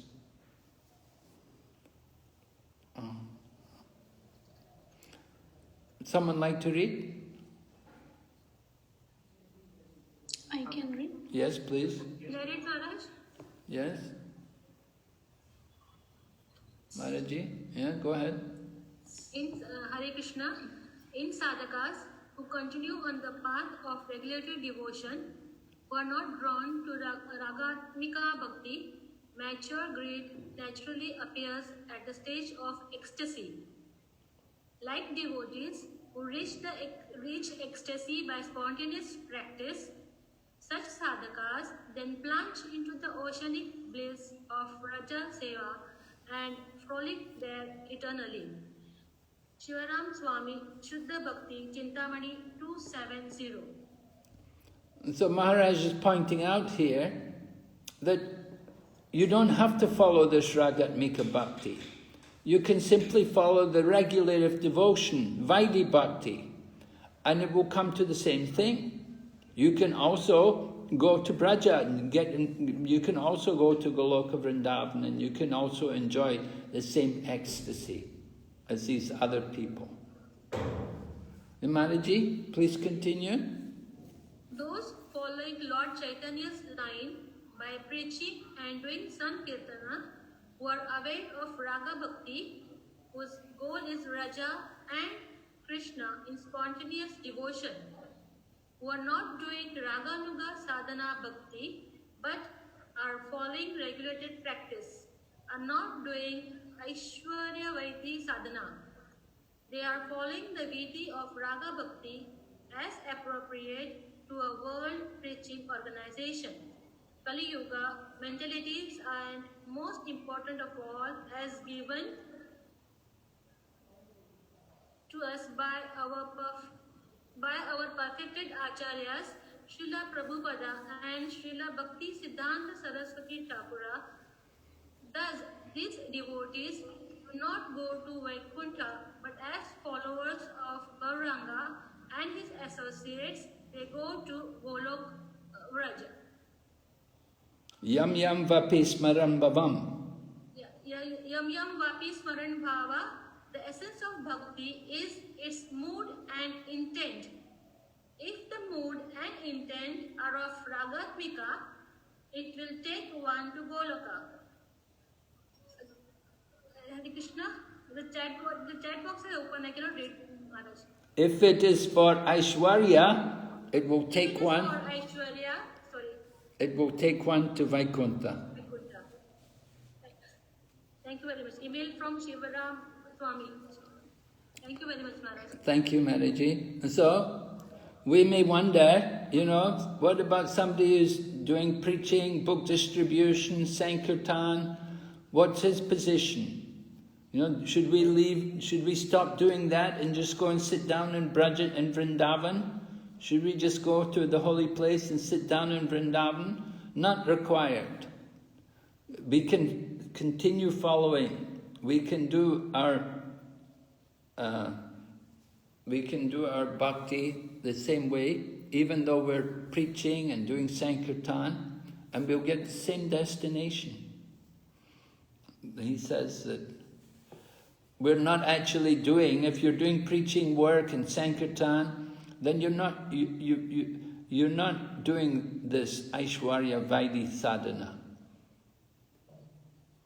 They are following the vidhi of Raga Bhakti, but we're following it as appropriate to a world preaching organization.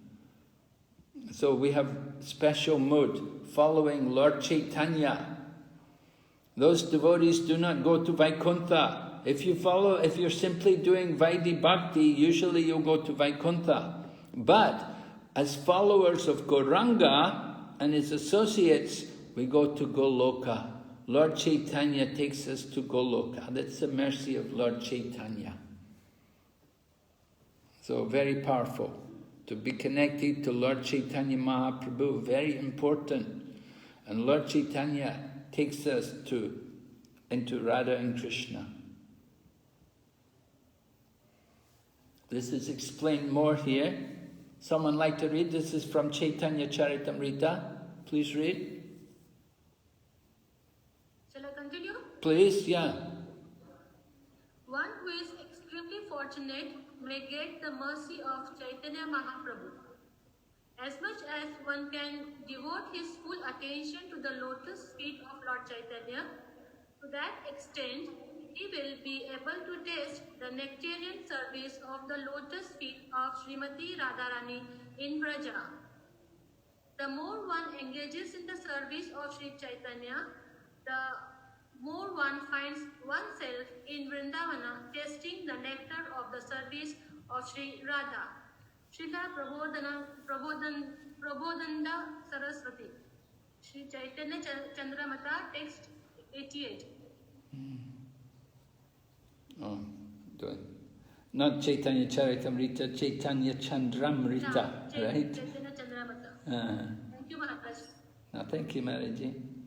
So Prabodhananda Saraswati describing how by being connected to Lord Chaitanya Mahaprabhu, we can taste service to the lotus feet of Srimati Radharani.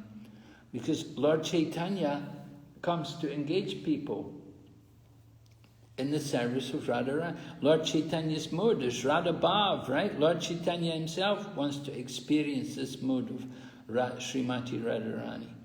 So if we are connected to him, then he can allow us to also get the nectar of service to Srimati Radharani.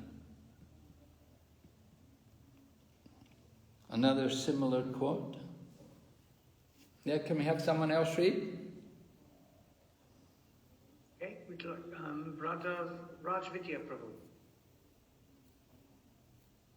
You're muted, Prabhu. You need to unmute.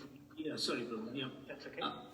This humble servant of Radha and her beloved Krishna always hopes for kirtan, and he begs all to loudly sing the names of Lord Hari.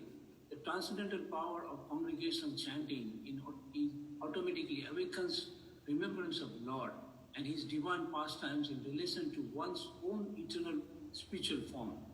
Only at that time does it become possible to go off to a solitary place and engage in the confidential worship of their Lordship.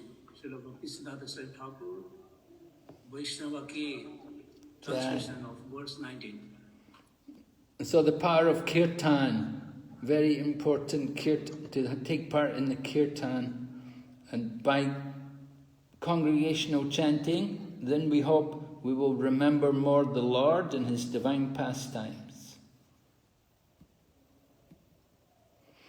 Prabhupada was talking, this was in 1972, the devotees were fighting to try to build the temple in Juhu, in Bombay, and they had so many troubles with the government, and there were so many obstacles. The person who sold the land tried to cheat Prabhupada. There were so many issues. And so Tamal Krishna Maharaj was speaking to Prabhupada. He said, what hope is there?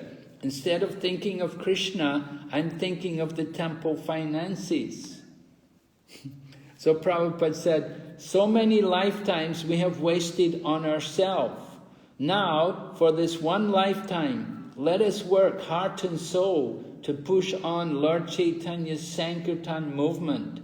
Then, at the end of life, Lord Chaitanya will personally come and cover whatever we lack and take us back to Godhead. Right? You were asking, maybe we only have 70%. So Prabhupada is saying, Lord Chaitanya will cover whatever we lack and take us back to Godhead. We just have to push on Sankirtan movement. A quote from Srimad Bhagavatam. O Lord, who resemble the shining sun, you're always ready to fulfill the desire of your devotee. Therefore you're known as a desire tree, Vancha Kalpataru. When acharyas completely take shelter under your lotus feet, in order to cross the fierce ocean of nescience, they leave behind on earth the method by which they cross. And because you are very merciful to your other devotees, you accept this method to help them. So the Lord helps the devotees. If we take shelter, he will help. The duty of the Guru is to find the means according to the time, circumstances, and the candidate by which one can be induced to render devotional service. When Krishna accepts from a candidate who wants to be successful in going back home, back to Godhead, after wandering throughout the universe, a fortunate person within this material world seeks shelter of such a guru or acharya who trains the devotee in the suitable ways to render service according to the circumstances, so that the personality of Godhead will accept the service. This makes it easier for the candidate to reach the ultimate destination. Srimad Bhagavatam, Canto 10, Chapter 2, text number 31. And just one final quote here. This was Prabhupada talking to Swarup Damodar, who later became Bhakti Swarup Damodar Maharaj, Prabhupada's disciple from Manipur. And, you know, he had been doing research in organic chemistry and he completed his PhD. So Prabhupada wanted him to preach to the scientists. And he was saying, Prabhupada, I just want to go more into Braja and Rasa Leela and the mood of the gopis and understand my Swarup. But Prabhupada told him that by preaching that life comes from life and defeating the scientists, you will realize your Swarup in Braja. So, if we're worried, we want to go and sit in Vrindavan, better we just stay in our field and just preach. We will realize everything. You have to have faith. That's the point. Faith in Guru and in Krishna, equal. The Guru is representative of Krishna. Some people say, oh, I have faith in Krishna. Someone else says, I have faith in Guru. They're not different. The Guru is representative of Krishna. So if we have faith in both Krishna and the Guru, all the imports of Vedic knowledge are automatically revealed. All right? Any questions? Got Sachinandan Vishwambar Prabhu, you have a question. Maharaj, just a humble request. Can this slide be shared with us? Because as you were going on the reading all those texts by Shivram Maharaj and Maharaj and other sannyasis, it was very interesting to read them, and I just wanted to reread them maybe. The slides can be shared. The question, I had maybe lots of questions, but I would first like to read them, and maybe if be allowed to come with the questions later on, I can take. Well, I think the session's all recorded, right? There's a video recording. Yeah, it is. Yeah. We can give you the recording, the website. You can download it. Okay. I'll just reread the 6 and I'll come back with my questions. Thank you. Mm-hmm. Anybody else got any questions they'd like to ask Maharaj before we close? Rajavidya Prabhu, is that a question? No, sorry, Prabhu. I think that needs to be. Okay, I want to repeat that. Sorry. All right. So it looks like there's no more questions. Oh, hang on. One question we do have. Apurva Nilacheshwari Mataji. I have a question, but it is not related to today's class. Can I ask? So Mataji's saying she has a question, but it's not related to today's class. Will you take it? Or all right. Yeah. Okay. All right, Mataji. Yeah, I have a question. It came in my mind few days before, when Mataji she asked question if someone, someone offend us or someone bully us, so how should we take that? So Maharaj, you've answered no, you should take it as purification. You should be thanked to the person who has bullied, because it will purify us, and we should take.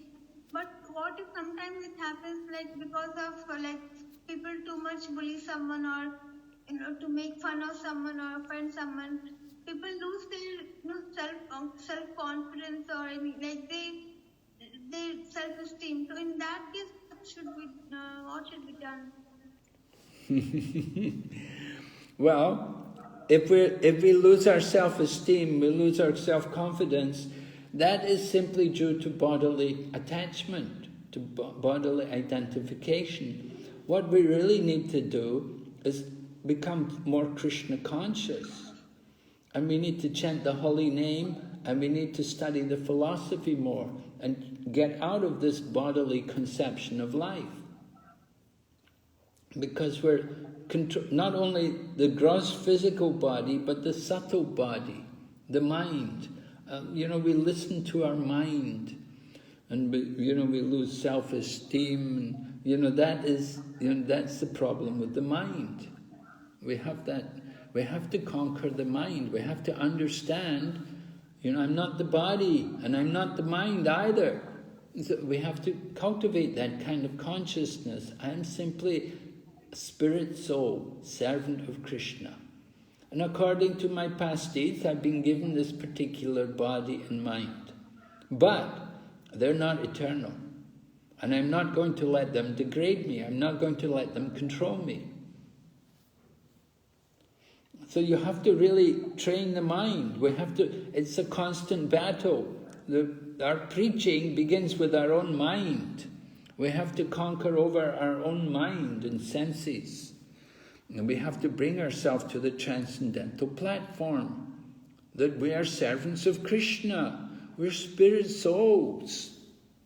Don't be in any illusion. So we have to have full confidence and faith. So good association is very important. If people are bullying you and talking nasty, it's bad association. So, just keep away from them. Keep a distance from them. They're not the kind of association to have. You just make a point of saying, some people are like that. They have this habit to talk nasty. They're not very nice. They're not gentle. They're very rough in their speaking. So you keep a distance from these people. You don't get too close to them, even if they are devotees. Mentally, you can respect them in the mind, but keep away from them. Keep a distance. Yeah. So, Maharaj, there was a question from yesterday's class. Oh, right. Yeah, we had two. Would you take it now, or do you want to? Yes, take it now. Yeah, because from yesterday. Yeah, sure. So, Indu Lekha Kripa Mataji had sent a question to ask, when we cook bhoga for the deities in the temple or at home, what kind of aparad may occur? Is it seva aparad? And if yes, then how do we do prayashita? Yeah, generally it will be seva aparad. Seva aparad, maybe we didn't give good attention to cleanliness, and maybe we didn't cook very nicely or something. And so what is the proper atonement for that? Chanting Hare Krishna. The chanting of the Hare Krishna mantra is the best atonement for all kinds of offenses. So some kind of aparad, seva aparad in the kitchen, you have to atone for it by good chanting. Pray to Krishna through chanting the holy name. That is how we atone. Okay, thank you, Maharaj. Thank you. Okay. And the other question? The other question was, as you mentioned yesterday, that the Vrajvasis may have intense love for Krishna, who come under the Kanishta Adhikari level. What is or will be their position in this life and the next? Yes, because they've got pure love for Krishna, they can go to the spiritual world. That's the qualification to go back to Godhead. They have to love Krishna.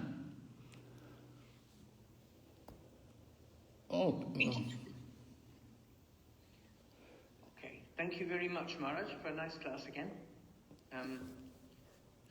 Does anybody else have anything they'd like to ask before we close? I have one question from last class, if I'm allowed. Yes. Yeah, go on. Maharaj, as you told that the Guru Parampara is according to the Shiksha, so Shiksha Guru Parampara. But still we see that the order in the Guru Parampara starting from Jagannath Swamiji Maharaj and then Gaur Kishore Swamiji Maharaj. It is according to the Diksha order, it's not according to the Shiksha. No, it's not. Jagannath Das Babaji is not the Diksha Guru of Bhakti Vinod.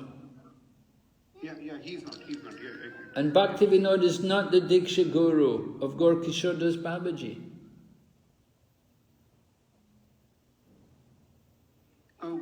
Okay, sorry, mistake on that, sorry. Right? Got it. Of course, Gaur Kishore Das Babaji is a Diksha Guru of Bhakti Siddhanta, and Bhakti Siddhanta Saraswati is also Diksha Guru of Bhakti Vedanta, but they're also Shiksha Guru. But generally, the system of Parampara is Shiksha, by Shiksha.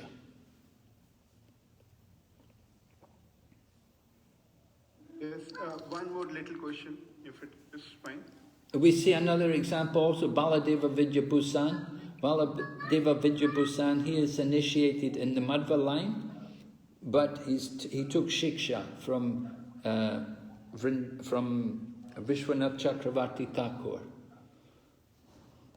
So, yes, one more question was? Go on, Sachinandan Prabhu, you had one more question? Yeah, Maharaj, few class back we discussed about accepting and giving charity. So, I was just like thinking, ISKCON, it is externally seen as a very opulent society, and the thing, as you were simultaneously discussing in Kali Yuga, the Brahmins are expert in asking for charity, but they've lost their Brahmanical quality, so it's seen as a bad practice, and people are losing their interest in Varnashram system because of that. So just like thinking, externally ISKCON is also seen as a very opulent society, and people tend to make their conceptions or misconceptions that there's a lot of money in ISKCON and it may be misused, and they spread rumors and all. So I just wanted a little bit clarification how to deal with such things. Well, ISKCON is we're very cautious about how I tell you, not everywhere in the world is ISKCON opulent. It may be opulent just now in India, but it wasn't always opulent. In the 1970s, when I was serving in India, we were not opulent at all. When in the beginning of our movement had no money at all, no funds. We lived very simply, very poor. And Prabhupada would come to Delhi. There was no vehicle to take him to Vrindavan. He would ask a life member, could you arrange a car to take me to Vrindavan? And we had nothing, But that was the beginning. And lately, some funds have been coming in India, because India has also developed economically. So ISKCON has also taken advantage of that to develop. With the economic development in India, ISKCON has also developed. But it's not like that everywhere in the world. You go to Russia, you go to Africa, you go to different places, you'll see how it is. Ireland. I said Ireland. We have those 2 temples in Ireland. Oh, yes? They could do with a lot of help. Oh really? Yeah. Oh. You mean the temple on the island?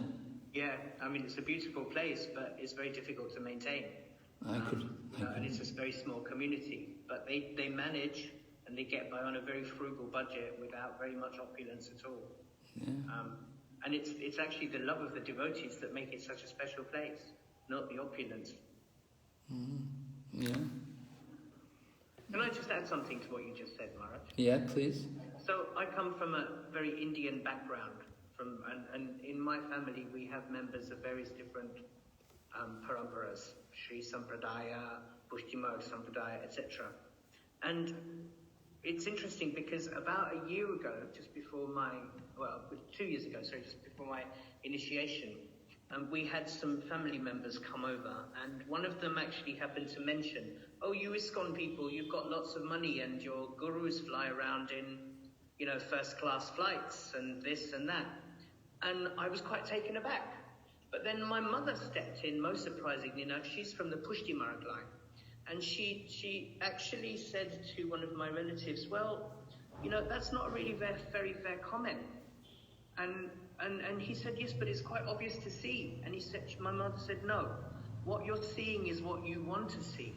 Actually, in the Pushti Marg Parampara, we don't treat our gurus very well, she said. Look, when their gurus come, they actually pay obeisances. What do we do? And then she turned around and said, actually, it's the love of the devotees, the disciples for the guru, which are making all this happen. They are contributing with love, and they are treating their respective personalities with respect and love. So she said we must be careful not to misjudge these things. And actually, you're right. It is, largely it's this thing. I come from London. Well, I've grown up in London, but I've travelled to a lot of ISKCON temples around the world. And your point is very valid that actually in many places in the world, we're not seen as a very opulent society at all. And what opulence we do have is donated by very generous and loving devotees, who donate with a sincere heart. So I think there's a lot to be said for that. Generally, we were known as beggars. Even we were we were in the streets trying to get people to take our magazines and give a donation. Books. And sometimes we're criticized. I saw a television program. His Holiness Gopal Krishna Maharaj was on television in Canada, and he had one of these people interview him, and this person was, very antagonistic. He's saying, I've seen you people, you run after people, you try to get them to take a boat and to give money. And Gopal Krishna Maharaj said, yeah, that was in the beginning of our movement. He said, but now we give the books out very freely. He said, often we're giving the books away free. But if we talk of India rather, it is, the biggest temple being coming up in Mayapur, and in Delhi, like we see lots of big temples. And in every state we see very big temple construction either going on or big opulent temple and big worship. Yeah, India is special. There's been a great boom in India. Yeah, it has been. So, but like sometimes it draws envy from other people sometimes, and it is like it's sometimes being criticized as like taking Indian money outside and all those things. We tend to hear while preaching these things. It comes. They're misconceptions. A lot of this is misconceptions that people have. And people, it's human nature, isn't it, to criticize and be very, very envious about stuff. Yeah, but like the thing which I wanted was how should ISKCON show itself? And because such things will obviously draw the envy from other people. It's something like, Bhakti Sastri Maharaj used to travel inside a car. This was the first time a sannyasi traveled in the car. He used it in Krishna's service. But apparently it may also draw envy from other sadhus that he's having a car, something like that. So similarly, ISKCON is using the opulent in Lord's service by attracting lots of innocent people to Krishna consciousness. It is an attraction. Big temples they do attract, or big feasts, they do attract initially. So it did attracted me also. But obviously, it sometimes may draw envy also. So it's like if these things go on like that, or if there's something needed to be done in this respect.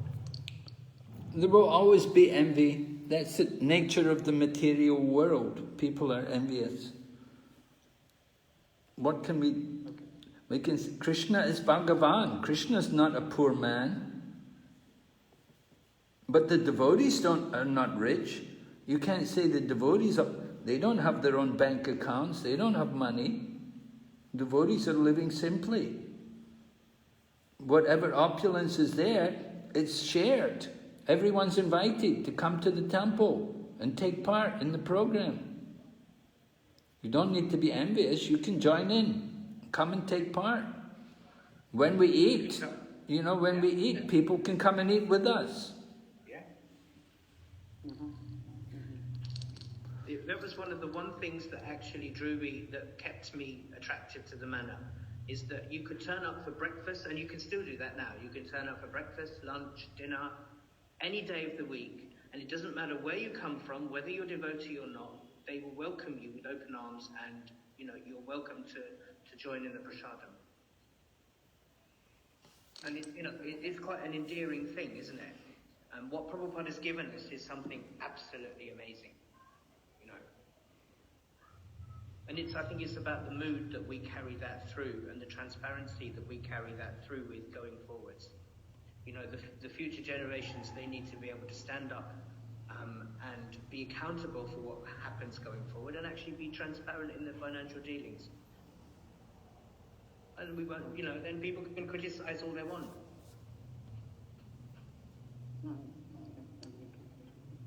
Thank you. Okay, so I think we have to finish here now. Thank you very much. Thank you, Maharaj. Thank you very much. Nice class. Srila Prabhupada ki.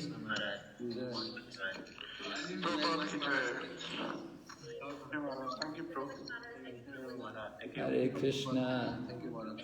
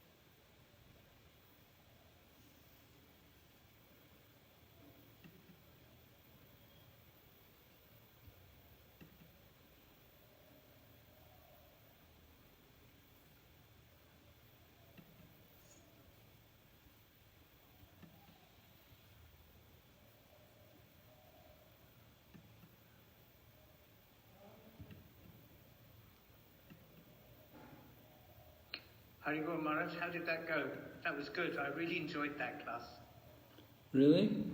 Yeah, it was a really good class. I'm getting messages as well. They're liking this very much. So thank you very much. Well, the questions are pretty good, you know. Questions are it's good that they ask questions, and I think it's really nice that you're giving them that time through the class to answer questions. Many other teachers, they don't. I mean, I know it sounds critical, but sometimes they kind of have this very, very short window for questions, you know. So I think this is nice because they're also getting a lot of your personal realization and experience, and I think it's been a great benefit, really do. I've enjoyed this very much. It's been absolutely wonderful to hear this, you know, almost all the way through for a change. Okay, that's good to hear. Anyway, I think I hope we can finish tomorrow. Well, today's only Thursday, right? Thursday. You got tomorrow and Saturday. Oh, yes. Good. We've got 2 days. Okay, good. Yes. Okay. Yeah. So it's nice. So I think we're pretty much on schedule. I was going to say, sorry, go on. We're pretty much on schedule. Yes, yes. I was going to ask, do you want somebody to help you get those fonts right for the next couple of Yeah, that would be good. If somebody knows how, I don't know how to do these things, you know, I'm computer. I think I know how to do it. I'm going to pop by to MI today in about the next, are you going to be around in the next hour? Yeah? Yeah, I'll be here. Why don't I come round in an hour and see if I can do it? Okay, great. That'd be nice. If that's okay. Yeah, thank you so much. All right, let's see if we can do that, and then that's okay. All right, I'll see you shortly. Okay, Haribo. Thank you so much.